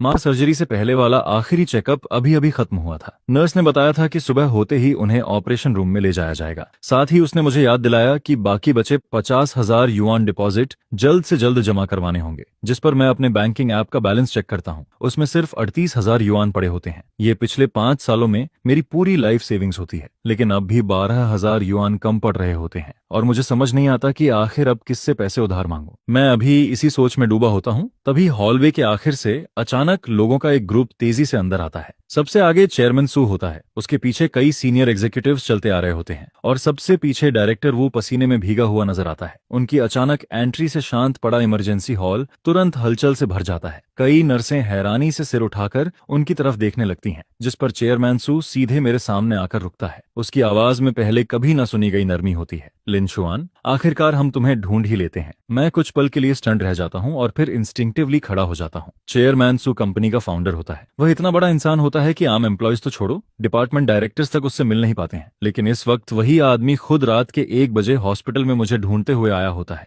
जिस पर मैं उसके पीछे खड़े डायरेक्टर वू की तरफ देखता हूँ। वह सिर झुकाए खड़ा रहता है और मेरी तरफ देखने की भी हिम्मत नहीं कर पाता है। उसका चेहरा बिल्कुल भूत की तरह सफेद पड़ चुका होता है। इसके बाद चेयरमैन सू गहरी सांस लेता है और थकी हुई आवाज में कहता है, लिन शुआन, कंपनी के साथ बहुत बड़ा हादसा हो गया है। सिचुएशन बेहद सीरियस है। मुझे तुम्हारी मदद चाहिए। मैं शांत आवाज में जवाब देता हूँ, चेयरमैन सू, मैं अब कंपनी का कोर टेक्निकल एम्प्लॉय नहीं रहा हूँ। डायरेक्टर वो खुद कह चुका है कि कंपनी किसी एक कोडर के बिना भी आराम से चल सकती है। यह सुनकर चेयरमैन सू के चेहरे पर ऑकवर्ड एक्सप्रेशन आ जाता है, जिस पर वह तुरंत कहता है, लिन शुआन, मुझे पता है कि कंपनी ने तुम्हारे साथ गलत किया है, लेकिन अभी सिचुएशन बहुत क्रिटिकल है। सिस्टम पर हैकर्स ने अटैक कर दिया है। पूरा प्लेटफॉर्म ऑलमोस्ट पैरालाइज हो चुका है। कोर डेटा बुरी तरह डैमेज हो चुका है। हमने बाहर की 3 बड़ी सिक्योरिटी कंपनीज को बुलाया, लेकिन कोई भी इसे फिक्स नहीं कर पाया। वह कुछ सेकंड रुकता है, जिसके बाद उसकी आवाज और ज्यादा डेस्परेट हो जाती है। सिर्फ तुम ही उस एंटायर आर्किटेक्चर को सबसे अच्छी तरह समझते हो। कंपनी को अब सिर्फ तुम ही बचा सकते हो। मैं उसकी तरफ देखता रहता हूँ, लेकिन कुछ नहीं बोलता हूँ। जिस पर चेयरमैन सू आगे कहता है,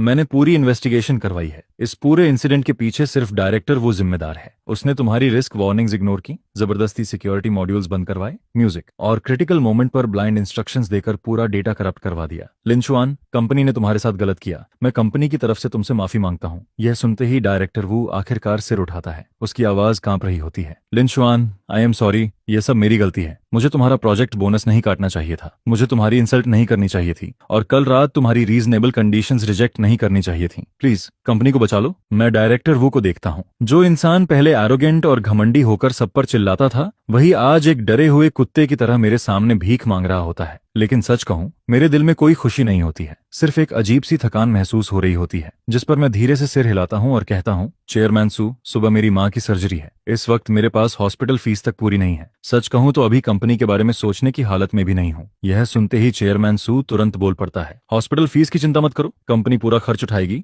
चाहे जितना पैसा लगे सब हम देंगे। मैं उसकी तरफ देखता हूं और शांत आवाज में कहता हूं, चेयरमैन सू, पिछली बार भी डायरेक्टर मो ने मुझसे बहुत प्रोमिसेस किए थे, लेकिन आखिर में क्या हुआ? मुझे मेरा राइटफुल प्रोजेक्ट बोनस तक नहीं मिला। यह सुनते ही चेयरमैन सू कुछ सेकंड के लिए चुप रह जाता है, लेकिन अगले ही पल वह मेरी बात समझ जाता है, जिस पर वह तुरंत अपने असिस्टेंट की तरफ मुड़कर कहता है, अभी के अभी कॉन्ट्रैक्ट तैयार करो, ऐसा कॉन्ट्रैक्ट जिसकी लीगल वैलिडिटी हो। करीब 10 मिनट बाद असिस्टेंट जल्दी जल्दी एक इमरजेंसी ड्राफ्टेड एग्रीमेंट लेकर वापस आता है। चेयरमैन सू वहीं खड़े खड़े उस पर साइन करता है और ऑफिशियल स्टैंप भी लगा देता है। एग्रीमेंट में साफ लिखा होता है, 80,000 युआन का पेंडिंग प्रोजेक्ट बोनस तुरंत रिलीज किया जाएगा। मेरी माँ की पूरी सर्जरी कॉस्ट कंपनी पे करेगी। इसके अलावा मुझे 1 मिलियन युआन का स्पेशल रिवॉर्ड भी दिया जाएगा, और इंसिडेंट खत्म होने के बाद लीगल रिस्पॉन्सिबिलिटी भी तय की जाएगी। जिस पर चेयरमैन सू एग्रीमेंट मेरी तरफ बढ़ाते हुए कहता है, लिंचुआन, यह कंपनी की सिंसियरिटी है। अब क्या तुम वापस आकर काम करोगे? मैं एग्रीमेंट लेकर ध्यान से पढ़ता हूँ। सब कुछ कंफर्म करने के बाद दीवार पर लगी घड़ी की तरफ देखता हूँ। रात के 1:40 बज चुके होते हैं। सुबह होने में अब सिर्फ 5 घंटे से भी कम समय बचा होता है, लेकिन मैं तुरंत हाँ नहीं कहता हूँ, बल्कि अपना फोन निकालकर उसे ऑन करता हूँ। स्क्रीन जलते ही दर्जनों अनरीड मैसेजेस लगातार पॉपअप होने लगते हैं। सारे मैसेजेस कंपनी के कॉलेग्स की तरफ से हेल्प रिक्वेस्ट्स होते हैं। मैं उन्हें तेजी से स्क्रॉल करता हूँ और कुछ ही मिनटों में पूरी सिचुएशन का रफ आइडिया समझ जाता हूँ, जिस पर मैं सिर उठाकर चेयरमैन सू की तरफ देखता हूँ और कहता हूँ, मुझे पहले सिस्टम की करंट कंडीशन जाननी होगी। डैमेज कितना सीरियस है?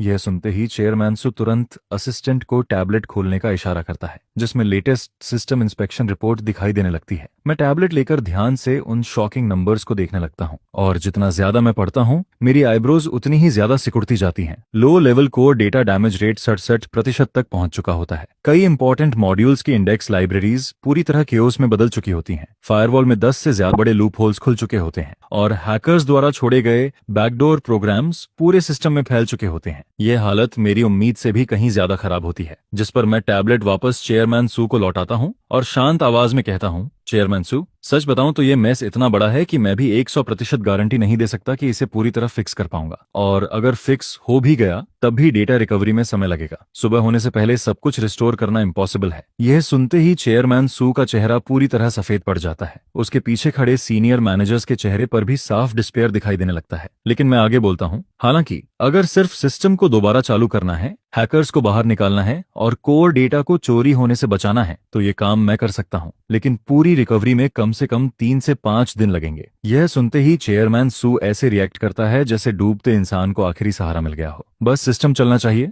बस डेटा सुरक्षित रहना चाहिए, इतना काफी है। मैं हॉस्पिटल रूम की तरफ देखता हूँ। माँ अब भी अंदर आराम कर रही होती हैं, जिसके बाद मैं नर्स स्टेशन तक जाता हूँ और ड्यूटी नर्स से माँ का ध्यान रखने के लिए कहता हूँ। फिर मैं मुड़कर चेयरमैन सू की तरफ देखता हूँ और शांत आवाज में बोलता हूँ, चलते हैं, वापस कंपनी चलते हैं। उस समय रात के 2:10 बज रहे होते हैं। कंपनी की गाड़ियों का कन्वॉय सीधे पार्किंग बेसमेंट में जाकर रुकता है। मैं और चेयरमैन सू बिना समय बर्बाद किए सीधे R&D डिपार्टमेंट की तरफ बढ़ते हैं। पूरा ऑफिस तेज रोशनी से जगमगा रहा होता है। सारे टेक्निकल एम्प्लॉयज अब भी वहीं मौजूद होते हैं। हर किसी के चेहरे पर थकान और डिस्पेयर साफ नजर आ रहा होता है। जैसे ही ओल्ड चेन मुझे देखता है उसकी आंखें लाल हो जाती हैं। वह भारी आवाज में कहता है, लिंशुआन, आखिरकार तुम आ ही गए। मैं सिर्फ हल्का सा सिर हिलाता हूँ और सीधे सेंट्रल कंट्रोल डेस्क के सामने जाकर बैठ जाता हूँ। सिस्टम मॉनिटर पर रियल टाइम स्टेटस पूरी तरह केओस में बदला हुआ होता है। मैं अपनी उंगलियां हल्की सी स्ट्रेच करता हूँ, गहरी सांस लेता हूँ और फिर कीबोर्ड पर तेजी से टाइपिंग शुरू कर देता हूँ। सबसे पहला काम होता है हाईएस्ट एक्सेस अथॉरिटी वापस लेना, क्योंकि डायरेक्टर वो की ब्लाइंड कमांड्स ने पूरे परमिशन मैनेजमेंट सिस्टम को बुरी तरह मेस बना दिया था।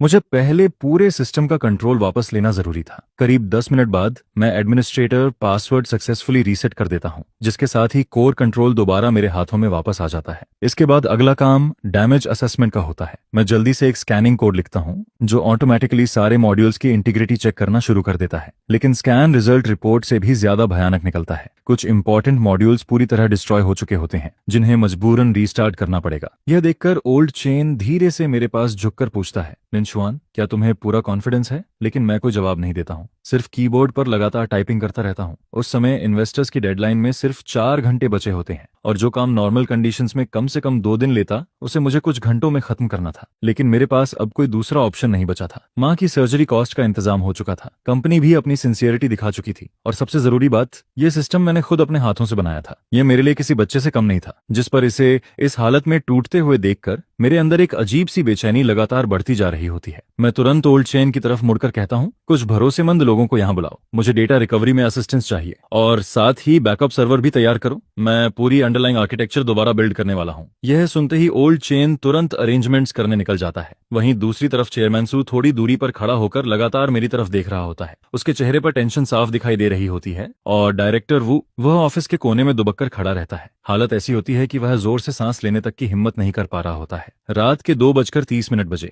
मैं ऑफिशियली इस इंटेंस सिस्टम रेस्क्यू ऑपरेशन की शुरुआत करता हूँ। मेरी उंगलियां कीबोर्ड पर हवा की तरह दौड़ने लगती हैं। स्क्रीन पर कोड लाइंस वाटरफॉल की तरह तेजी से स्क्रॉल होने लगती हैं। पूरा R&D रूम अब सिर्फ कीबोर्ड टाइपिंग और सर्वर फैंस की भारी आवाजों से गूंज रहा होता है। समय हर सेकंड तेजी से गुजर रहा होता है और मैं पूरी तरह अपने काम में डूब चुका होता हूँ। रात के 3 बजे म्यूजिक में लगातार आधे घंटे से बिना रुके काम कर रहा होता हूँ। शुरुआती स्टेज में मैंने सिस्टम आर्किटेक्चर को टेम्पररी स्टेबलाइज कर दिया था, लेकिन असली मुश्किल अब शुरू होने वाली थी। हैकर गोसी द्वारा छोड़े गए बैकडोर प्रोग्राम्स मेरी उम्मीद से कहीं ज्यादा डेंजरस और कनिंग होते हैं। वे किसी कैंसर ट्यूमर की तरह लो लेवल सोर्स कोड में गहराई तक घुसे हुए होते हैं और अगर जरा सी भी गलती हो जाए तो पूरा सेल्फ डिस्ट्रक्ट प्रोटोकॉल एक्टिवेट हो सकता था। मैं एक सिगरेट जलाता हूं और स्क्रीन पर दिख रहे सस्पिशियस कोड्स को लगातार घूरता रहता हूं, जिस पर ओल्ड चेन मेरे पास एक हॉट कॉफी रखता है और धीरे से पूछता है, लिंशुआन, क्या मैं कुछ हिस्सा संभाल लूं? लेकिन मैं सिर हिलाकर मना कर देता हूं। ये सारे बैकडोर प्रोग्राम्स एक दूसरे से लिंक्ड हैं। इन्हें एक फिक्स्ड सीक्वेंस में हटाना होगा, वरना चेन रिएक्शन शुरू हो जाएगा। तुम सिर्फ सर्वर लॉग मॉनिटर करो, अगर वार्निंग लिमिट क्रॉस हो तो तुरंत मुझे बताना। उसी वक्त कंप्यूटर के नीचे दाईं तरफ अचानक एक नया पॉपअप दिखाई देता है। वह सीधे हैकर गॉसी का लाइव मैसेज होता है। उसे पता चल चुका था कि कोई सिस्टम में इंटरफियर कर रहा है। मैसेज छोटा था लेकिन उसका टोन बेहद एरोगेंट होता है। तो आखिर की एक्सपर्ट सामने आ ही गया, लेकिन अफसोस अब बहुत देर हो चुकी है। तुम लोगों का पूरा यूजर डेटा अब मेरे कंट्रोल में है। हालांकि तुम्हारी स्किल्स काफी इंटरेस्टिंग हैं, इसलिए मैं तुम्हें एक मौका देता हूं। अभी रुक जाओ, मैं रैंसम अमाउंट थोड़ा कम कर दूंगा। लेकिन मैं उसकी बात का कोई जवाब नहीं देता हूं, सिर्फ लगातार कीबोर्ड पर टाइपिंग करता रहता हूं। कुछ ही सेकंड बाद उसका दूसरा मैसेज आता है, ज्यादा स्मार्ट बनने की कोशिश मत करो। मैंने कोर डेटाबेस में 3 टाइम बॉम्ब्स इंस्टॉल किए हैं। अगर तुमने मेरे बैकडर्स छेड़ने की कोशिश की तो पूरा डेटाबेस फॉर्मेट हो जाएगा। यह सुनते ही पूरे ऑफिस का माहौल अचानक बेहद टेंस हो जाता है, जिस पर चेयरमैन सु घबराकर पूछता है, लिंशुआन, क्या वह सच बोल रहा है? मैं बिना सिर उठाए जवाब देता हूँ, हाँ, लेकिन उसने सिर्फ आधा सच बताया है। मेरी उंगलियां तेजी से कीबोर्ड पर चलती रहती हैं। उसने 3 नहीं बल्कि 5 टाइम बॉम्ब्स लगाए हैं और उनके ट्रिगर कंडीशंस उसकी बात से कहीं ज्यादा कॉम्प्लिकेटेड है। यह सुनते ही चेयरमैन सू गहरी सांस खींचता है और घबराकर पूछता है, तो अब क्या करेंगे? जिस पर मैं पहली बार सिर उठाता हूँ और मेरे होंठों पर एक ठंडी मुस्कान दिखाई देती है। वह सोच रहा है कि मैं नॉर्मल तरीके से बैकडोर रिमूव करूंगा, लेकिन वह एक बात भूल गया। यह सिस्टम मैंने डिजाइन किया है, इसका लो लेवल लॉजिक मैं किसी से ज्यादा अच्छी तरह समझता हूँ। इसके बाद मैं दूसरे इंटरफेस पर स्विच करता हूँ और एक बिल्कुल नया कोड लिखना शुरू करता हूँ। इस कोड का काम बैकडोर को डायरेक्टली डिलीट करना नहीं होता, बल्कि सिस्टम के अंदर एक वर्चुअल सैंडबॉक्स एनवायरनमेंट बनाना होता है, ताकि सारे बैकडोर प्रोग्राम्स उसी में आइसोलेट हो जाएं। उन्हें ऐसा लगे कि वे अब भी नॉर्मली रन कर रहे हैं। लेकिन असल में उनका कोर डेटा से कनेक्शन पूरी तरह कट हो चुका होता है। सुबह के 4 बजे वर्चुअल सैंडबॉक्स एनवायरनमेंट फाइनली तैयार हो चुका होता है। मैं गहरी सांस लेता हूं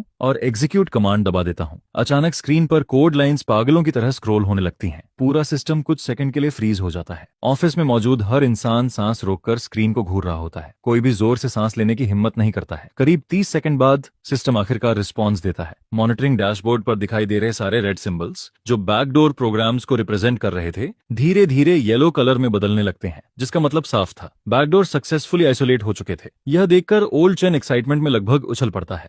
सक्सेस हो गया। लेकिन मैं जरा भी रिलैक्स नहीं होता हूं, क्योंकि असली मुश्किल अभी भी बाकी थी। अब मुझे बिना टाइम बॉम्ब्स एक्टिवेट किए डैमेज्ड मॉड्यूल्स दोबारा लिखने थे। यह काम ऐसा था जैसे इंसान बॉम्ब डिफ्यूज करते करते हार्ट सर्जरी भी कर रहा हो। एक छोटी सी गलती भी पूरे सिस्टम को खत्म कर सकती थी। सुबह के 4:40 बजे मैं पहला कोर मॉड्यूल दोबारा लिखना शुरू करता हूँ। मेरी टाइपिंग स्पीड लगातार बढ़ती जाती है। स्क्रीन पर कोड फ्लड की तरह गिर रहा होता है। मेरे माथे से पसीना लगातार टपक कर कीबोर्ड तक भिगो देता है, लेकिन मेरे पास उसे साफ करने तक का समय नहीं होता है। सुबह के 5:20 बजे तीसरा मॉड्यूल भी सक्सेसफुली रीराइट हो चुका होता है। अब बाहर आसमान हल्का हल्का चमकने लगता है। सुबह होने में 1 घंटे से भी कम समय बचा होता है, जिस पर चेयरमैन सु बार बार दीवार पर लगी घड़ी की तरफ देख रहा होता है। उसके हाथ पसीने से भीग चुके होते हैं। इन्वेस्टर डायरेक्टर शेन अब तक 3 बार कॉल कर चुका होता है, लेकिन हर बार चेयरमैन सु सिर्फ यही कह पाता है, सिस्टम अभी रिपेयर हो रहा है, कृपया थोड़ा और समय दीजिए। सुबह के 5:50 बजे आखिरी मॉड्यूल भी आखिरकार रीराइट होकर पूरा हो जाता है। मैं आखिरी कोड लाइन टाइप करता हूँ, एंटर की दबाता हूँ और फिर पूरा शरीर थककर कुर्सी पर गिर जाता है, जिसके साथ ही सिस्टम रीस्टार्ट होना शुरू हो जाता है। ऑफिस में मौजूद हर इंसान की नजर मेन स्क्रीन पर टिक जाती है। बूट प्रोग्रेस बार धीरे धीरे आगे बढ़ने लगती है। 10%, 30%, 50%। सुबह के 6:03 बजे आखिरकार सिस्टम सक्सेसफुली बूट हो जाता है। मॉनिटरिंग पैनल पर दिखाई देने वाले सारे इंडिकेटर्स वापस नॉर्मल हो चुके होते हैं। कोर डेटा पूरी तरह सेफ रहता है और हैकर गॉसी को सिस्टम से पूरी तरह बाहर फेंक दिया जाता है। यह देखते ही पूरे ऑफिस में जोरदार चीयर्स गूंज उठती हैं। लेकिन भले ही सिस्टम रीस्टार्ट हो चुका होता है, मैं अच्छी तरह जानता था कि यह सिर्फ शुरुआत थी। गॉसी इतनी आसानी से हार मानने वाला इंसान नहीं था। वह इतने लंबे समय तक सिस्टम में छिपा रहा था, इसलिए यह नामुमकिन था कि उसने कोई बैकअप प्लान ना छोड़ा हो। और सच में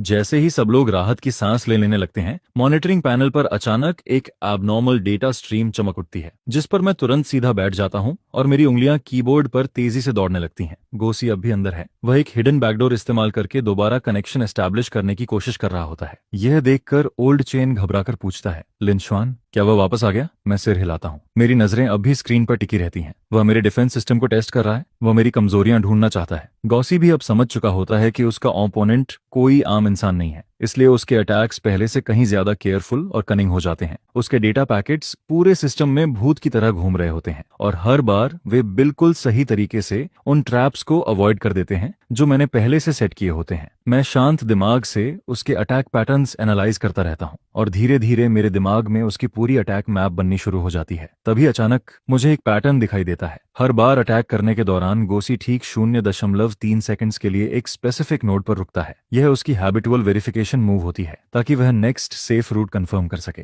जिस पर मेरे होंठों पर हल्की मुस्कान आ जाती है। तो आखिरकार तुम्हारी आदत पकड़ में आ ही गई। इसके बाद मैं अपना असली ट्रैप तैयार करना शुरू करता हूँ।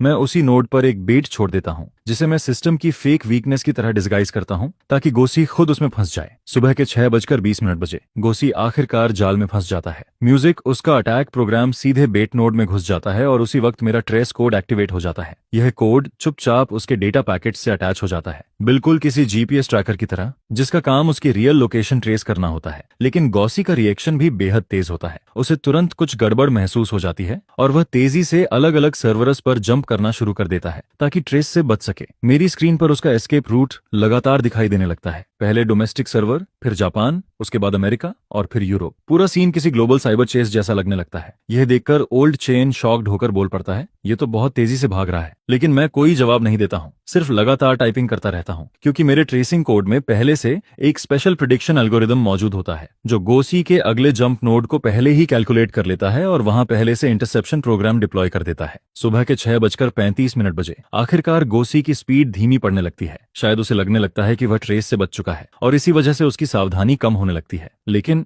यही वह पल होता है जिसका मैं इंतजार कर रहा था। मेरे इंटरसेप्शन प्रोग्राम को आखिरकार उसका रियल आईपी एड्रेस मिल जाता है। स्क्रीन पर नंबर्स की एक लंबी लाइन चमक उठती है। वह साउथ ईस्ट एशिया के किसी देश का रियल सर्वर एड्रेस होता है, जिस पर मैं तुरंत रिवर्स इंट्रूजन प्रोग्राम एक्टिवेट कर देता हूं और उसी एड्रेस के जरिए सीधे उसके सिस्टम में घुसने लगता हूं। गोसी ने शायद कभी इमेजिन भी नहीं किया था कि कोई उसके खिलाफ काउंटर हैक कर देगा। उसका फायरवॉल मेरे सामने कागज की दीवार जितना कमजोर साबित होता है। करीब 3 मिनट बाद मैं सक्सेसफुली उसके कंप्यूटर में घुस चुका होता हूं। अब उसकी रियल आइडेंटिटी, फाइल्स और पर्सनल डिटेल्स सब मेरी स्क्रीन पर दिखाई देने लगती हैं। उसी समय मैं सिस्टम में आखिरी काउंटर पैच डिप्लॉय कर देता हूं। म्यूजिक। यह पैच हमेशा के लिए सारे इंट्रूजन पाथ्स ब्लॉक करने वाला होता है, साथ ही गोसी द्वारा छोड़े गए सभी बैकडोर प्रोग्राम्स को पूरी तरह साफ करने वाला होता है। सुबह के 6:45 बजे फाइनल काउंटडाउन शुरू हो जाता है। पैच डिप्लॉयमेंट प्रोग्रेस तेजी से आगे बढ़ने लगती है। 10%, 20%, 30%। तभी गोसी को आखिरकार खतरे का एहसास हो जाता है, जिस पर वह पागलों की तरह आखिरी अटैक्स लॉन्च करना शुरू कर देता है। वह पैच कंप्लीट होने से पहले पूरे सिस्टम को डिस्ट्रॉय करना चाहता था। मॉनिटरिंग पैनल पर डेटा ट्रैफिक अचानक आसमान छूने लगता है। वार्निंग अलार्म्स लगातार बजने लगते हैं। मैं दांत भींच लेता हूं और इतनी तेजी से टाइपिंग करने लगता हूं कि मेरी उंगलियां ऑलमोस्ट ब्लर दिखाई देने लगती हैं। यह हमारी आखिरी लड़ाई थी। या तो पैच सक्सेसफुली डिप्लॉय होता या फिर गॉसी पूरा सिस्टम तबाह कर देता। 50%, 60%, 70%। उसके अटैक्स लगातार और वायलेंट होते जाते हैं। सिस्टम लॉर्ड अब लिमिट के बेहद करीब पहुंच चुका होता है, जिस पर ओल्ड चेन घबराकर रिपोर्ट देता है, लिन शुआन, सर्वर अब ज्यादा देर तक लॉर्ड नहीं संभाल पाएंगे। मैं गहरी सांस लेकर कहता हूं, बस 1 मिनट और, सिर्फ 1 मिनट। 80%, 90%। सुबह के 6:58 बजे। इन्वेस्टर्स की डेडलाइन में अब सिर्फ 2 मिनट बाकी होते हैं, लेकिन उसी वक्त पैच डिप्लॉयमेंट अचानक 95% पर रुक जाता है। पूरा सिस्टम कुछ सेकंड के लिए फ्रीज हो जाता है। ऑफिस में मौजूद हर इंसान का दिल जैसे गले में अटक जाता है। चेयरमैन सू दोनों हाथ कसकर पकड़ लेता है। उसकी हथेलियां पसीने से भीग चुकी होती हैं। अचानक स्क्रीन पूरी तरह ब्लैक हो जाती है और अगले ही पल तेज रोशनी के साथ दोबारा ऑन होती है, जिसके साथ प्रोग्रेस बार सीधा जंप करके 100% पर पहुंच जाती है। Patch deployment successful. उसी पल गोसी के सारे कनेक्शंस जबरदस्ती टर्मिनेट कर दिए जाते हैं। उसके छोड़े हुए सारे बैकडोर प्रोग्राम्स पूरी तरह डिलीट हो जाते हैं और system finally absolute safe state में वापस आ जाता है। ठीक सुबह के 7 बजे क्षितिज से सूरज निकलना शुरू हो जाता है। उसकी रोशनी खिड़कियों से होकर पूरे ऑफिस में फैल जाती है, जिस पर मैं पूरी तरह थक कर कुर्सी पर गिर जाता हूँ। ऐसा लग रहा होता है जैसे मेरे शरीर की सारी ताकत खत्म हो चुकी हो। लेकिन आखिरकार यह नाइटमेयर खत्म हो चुका था। मॉनिटरिंग डैशबोर्ड पर सारे इंडिकेटर्स फिर से ग्रीन दिखाई दे रहे होते हैं। सर्वर स्टेबल चलते रहते हैं। डेटाबेस भी बिना किसी नुकसान के सुरक्षित बच चुका होता है। और तभी पूरे ऑफिस में थंडर जैसी चीयरिंग गूंज उठती है। कुछ लोग एक्साइटमेंट में एक दूसरे को गले लगाने लगते हैं, तो कुछ लोग सीधे जमीन पर बैठकर रोने लगते हैं, जिस पर चेयरमैन सो तेजी से मेरी तरफ आता है और दोनों हाथों से मेरा हाथ पकड़ लेता है। उसकी आवाज भावनाओं से कांप रही होती है। लिन शुआन, तुमने पूरी कंपनी को बचा लिया। तुमने यहाँ मौजूद हर इंसान को बचा लिया। मैं धीरे से सिर हिलाता हूँ। मेरी आवाज अब पूरी तरह बैठ चुकी होती है। मैंने सिर्फ वही किया जो मुझे करना चाहिए था। लगातार 5 घंटे हाई इंटेंसिटी काम करने की वजह से मेरे गले से अब मुश्किल से आवाज निकल रही होती है, जिस पर ओल्ड चेन मुझे पानी की बोतल देता है और मैं एक ही सांस में आधी बोतल खत्म कर देता हूँ। उसी वक्त मेरी स्क्रीन पर अचानक एक नया विंडो पॉपअप होता है। वह गोसी की डिटेल्ड ट्रेसेड इन्फॉर्मेशन होती है। मैं जल्दी से सारी डिटेल्स ऑर्गेनाइज करके एक फाइल बनाता हूँ। फिर चेयरमैन सू की तरफ मुड़कर कहता हूँ, यह उस हैकर की रियल आइडेंटिटी और आईपी डिटेल्स हैं। मेरा सुझाव है कि तुरंत पुलिस को इन्फॉर्म किया जाए। यह सुनते ही चेयरमैन सू तुरंत असिस्टेंट को पुलिस कांटेक्ट करने का ऑर्डर देता है। करीब 20 मिनट बाद कैप्टन वांग की साइबर पुलिस टीम कंपनी पहुंच जाती है। मैं उन्हें सारे एविडेंस हैंडओवर कर देता हूं, जिसमें अटैक लॉग्स, ट्रेसिंग रिकॉर्ड्स और गोसी के कंप्यूटर से निकाला गया डेटा भी शामिल होता है। सारे डॉक्यूमेंट्स देखने के बाद पुलिस ऑफिसर गंभीर चेहरे के साथ कहता है, यह गोसी काफी समय से हमारी हाई प्रायोरिटी वॉच लिस्ट में है। यह कई बड़े साइबर अटैक्स में इन्वॉल्व रहा है, लेकिन अब तक हमारे पास इसके खिलाफ सॉलिड एविडेंस नहीं था। लेकिन इस बार उसकी आंखों में सख्ती आ जाती है। अब हमारे पास पक्के सबूत हैं। हम तुरंत इंटरनेशनल अथॉरिटीज के साथ मिलकर इसे गिरफ्तार करेंगे। सिक्योरिटी इश्यू को हैंडल करने के बाद मैं टाइम देखता हूं और सुबह के 7:40 बज चुके होते हैं, जिस पर मुझे याद आता है कि 8 बजे माँ को ऑपरेशन रूम में जाना है। फिर मैं जल्दी से हॉस्पिटल वापस जाने के लिए निकलने लगता हूँ। तभी चेयरमैन सू मुझे आवाज देकर रोकता है, लिन शुआन, 1 मिनट रुको। जिस पर वो कॉर्नर में खड़े डायरेक्टर वू की तरफ मुड़ता है और ठंडी आवाज में कहता है, डायरेक्टर वू, इस पल से तुम्हें कंपनी से ऑफिशियली निकाल दिया जाता है। यह सुनते डायरेक्टर वू का पूरा शरीर कांपने लगता है और वो सीधे जमीन पर गिर पड़ता है। फिर चेयरमैन सूस आगे कहता है, इस इंसिडेंट की वजह से कंपनी को सीधे 300 मिलियन युआन से ज्यादा का नुकसान हुआ है, जिस पर मैं लीगल प्रोसीजर शुरू करूंगा और तुम्हारे ऊपर सिविल और क्रिमिनल दोनों चार्जेस लगाए जाएंगे। तुम्हारी इग्नोरेंस और एरोगेंस ने ऑलमोस्ट पूरी कंपनी को बर्बाद कर दिया था। यह सुनकर डायरेक्टर वू का चेहरा बिल्कुल सफेद पड़ जाता है। उसके होंठ कांपते हैं, जैसे वो खुद को एक्सप्लेन करना चाहता हो, लेकिन आखिर में उसके मुंह से एक शब्द भी नहीं निकल पाता। फिर वो किसी तरह लड़खड़ाते हुए उठता है और मेरे सामने आकर अचानक घुटनों के बल गिर जाता है। लिंचुआन, मुझसे गलती हो गई, मैं सच में गलत था। प्लीज मेरी तरफ से एक बार बोल दो। मेरे ऊपर बूढ़े माँ बाप हैं, नीचे बच्चे हैं, मैं ऐसे खत्म नहीं हो सकता। मैं डायरेक्टर वू को जमीन पर घुटनों के बल पड़े देखता हूँ। वही आदमी जिसने सबके सामने मुझे इंसल्ट किया था, आज एक कुत्ते की तरह भीख मांगता नजर आता है। लेकिन सच कहूं, मेरे दिल में जरा भी सेटिस्फैक्शन फील नहीं होता, सिर्फ एक अजीब सी एम्प्टीनेस महसूस होती है। जिस पर मैं शांत आवाज में कहता हूँ, डायरेक्टर वू, ऐसा नहीं है कि मैं आपकी मदद नहीं करना चाहता, बल्कि आपने खुद अपनी आखिरी राह बंद कर दी थी। जिस पल आपने रिस्क वार्निंग को इग्नोर किया, जिस पल आपने सिक्योरिटी मॉड्यूल को जबरदस्ती बंद करवाया, और जिस पल आपने आधी रात में ब्लाइंड कमांड देकर डेटा डैमेज करवाया, उसी वक्त आपका एंडिंग तय हो चुका था। यह सुनकर वो पूरी तरह टूट जाता है। फिर मैं वहां से जाने लगता हूँ, लेकिन 2 कदम चलने के बाद रुक जाता हूँ और पीछे मुड़कर उसे देखता हूँ। और हाँ, आपको सुबह ट्रेनिंग सेशन में कही अपनी बात याद है। आपने कहा था कि कंपनी रूल्स किसी के लिए नहीं बदलते, सिस्टम किसी लो लेवल एम्प्लॉय की वजह से ब्रेक नहीं किया जा सकता। अब वही सिस्टम आपके लिए भी एक्सेप्शन नहीं बनाएगा। जिस पर डायरेक्टर वो वहीं जमीन पर बैठ जाता है और पूरी तरह कोलैप्स हो जाता है। इसके बाद चेयरमैन सु मेरे पास आता है और गंभीर आवाज में कहता है, लिंचुआन, कंपनी ने फैसला किया है कि तुम्हें सीटीओ अपॉइंट किया जाए। तुम्हारी एनुअल सैलरी 2 मिलियन युआन होगी, साथ में 2% स्टॉक ऑप्शन भी मिलेगा, और जो 1 मिलियन युआन बोनस प्रॉमिस किया गया था, वो आज दोपहर तक तुम्हारे अकाउंट में ट्रांसफर कर दिया जाएगा। तुम्हारी माँ का पूरा मेडिकल एक्सपेंस भी कंपनी कवर करेगी। मैं सिर हिलाकर कहता हूँ, चेयरमैन सु, ट्रस्ट करने के लिए धन्यवाद, लेकिन बाकी बातें माँ की सर्जरी के बाद करेंगे। फिर मैं कंपनी बिल्डिंग से बाहर निकलता हूँ। बाहर की सुबह की धूप चेहरे पर पड़ती है, जो काफी गर्म और सुकून देने वाली लगती है। जिस पर मैं फोन निकालकर माँ को कॉल करता हूँ और कहता हूँ कि हॉस्पिटल फीस का इंतजाम हो चुका है, इसलिए वो टेंशन छोड़कर सर्जरी की तैयारी करें। फोन की दूसरी तरफ माँ की आवाज भर्रा जाती है, बेटा, क्या तुमने फिर से कहीं से पैसे उधार लिए हैं? माँ अब और बर्डन नहीं बनना चाहती। जिस पर मैं हल्की मुस्कान के साथ कहता हूँ, माँ चिंता मत करो, ये मेरा लीगल बोनस है, सब कुछ सही तरीके से मिला है, आप बस आराम से इलाज करवाइए। जब आप डिस्चार्ज हो जाएंगी, तब हम एक बड़े घर में शिफ्ट होंगे, जहां आप और बेटी दोनों आराम से रह पाएंगे। कॉल खत्म करने के बाद मैं एक टैक्सी पकड़ता हूँ और सीधे हॉस्पिटल की तरफ निकल जाता हूँ। बाहर सिटी धीरे धीरे जागती नजर आती है, रोड्स पर लोग और गाड़ियां बढ़ने लगती हैं। फिर मैं सीट पर सिर टिकाकर आंखें बंद कर लेता हूँ और पिछले कुछ दिनों की सारी बातें दिमाग में घूमने लगती हैं। सबके सामने प्रोजेक्ट बोनस कटना, फिर बिना मोटिवेशन के काम करना, उसके बाद कंपनी क्राइसिस, और आखिर में पूरा सिचुएशन पलट देना। ये सब किसी अजीब ड्रामा की तरह लगता है, लेकिन इसका एंडिंग आखिरकार अच्छा निकलता है। 3 दिन बाद माँ की सर्जरी पूरी तरह सक्सेसफुल हो जाती है, जिस पर डॉक्टर कहते हैं कि रिकवरी काफी अच्छी चल रही है और बस 1 हफ्ते की ऑब्जर्वेशन के बाद डिस्चार्ज मिल जाएगा। मैं हॉस्पिटल रूम में माँ के पास बैठा होता हूँ और उनके चेहरे पर वापस लौटी लालिमा को देखता हूँ, जिस पर मेरे दिल का सबसे बड़ा बोझ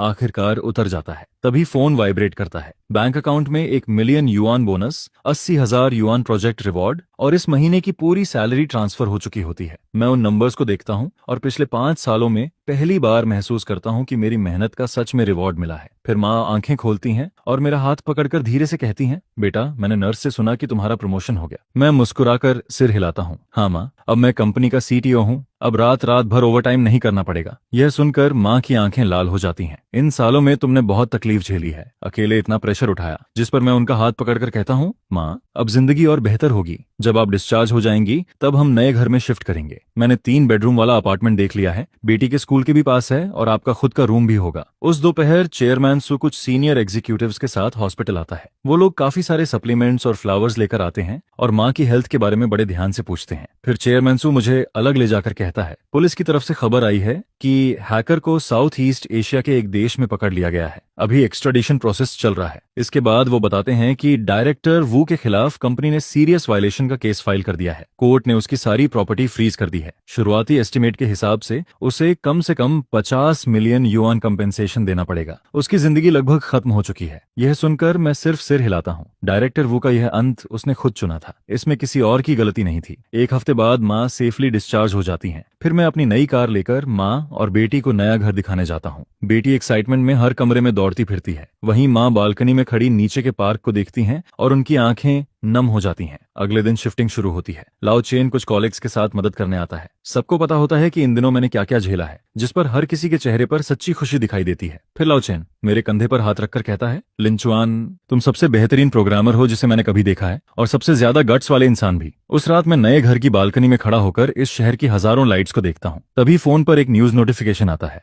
इन्वेस्टर शेन इंटरव्यू में कहता है कि इस क्राइसिस ने उसे कंपनी की असली टेक्निकल स्ट्रेंथ और क्राइसिस हैंडलिंग कैपेबिलिटी दिखा दी। मैं फोन बंद करता हूँ और वापस लिविंग रूम में लौट आता हूँ। बेटी होमवर्क कर रही होती है जबकि माँ किचन में बिजी होती है, जिस पर मुझे महसूस होता है कि यह घर आखिरकार सच में एक फैमिली होम बन चुका है। अगले दिन जब मैं ऑफिस पहुंचता हूँ तब रिसेप्शनिस्ट सम्मान के साथ कहती है, गुड मॉर्निंग बॉस लिन। एलिवेटर में मिलने वाले कॉलीग्स भी खुद आगे बढ़कर ग्रीट करते हैं। उनकी आंखों में साफ रिस्पेक्ट दिखाई देती है। मैं समझ जाता हूँ कि यह रिस्पेक्ट सिर्फ मेरे पोजीशन की वजह से नहीं है, बल्कि उस रात की वजह से है जब मैंने पूरी ताकत लगाकर कंपनी को बचाया था। फिर मैं अपने ऑफिस में पहुंचता हूँ। डेस्क पर नई टेक्निकल प्लानिंग फाइल रखी होती है। यह वही प्लान होता है जिसे चेयरमैन सू ने मुझे तैयार करने को कहा था, जिस पर मैं कंप्यूटर चालू करता हूँ और ध्यान से उसे रिव्यू करना शुरू करता हूँ। इस बार मैं कोई लो लेवल एम्प्लॉय नहीं हूँ जिसे कोई भी दबा सके, बल्कि अब मैं वह इंसान हूँ जिसके हाथ में असली डिसीजन मेकिंग पावर होती है। दोपहर के समय मुझे एक खास ईमेल मिलता है जिस पर सेंडर का नाम देखकर मैं थोड़ा रुक जाता हूँ। वह गोसी होता है, यानी वही हैकर जिसे पकड़ लिया गया था। ईमेल काफी छोटा होता है। तुम सबसे ताकतवर अपोनेंट हो जिससे मैं कभी मिला हूँ। टेक्निकल स्किल्स के मामले में मैं पूरी तरह हार मानता हूँ। अगर कभी मौका मिला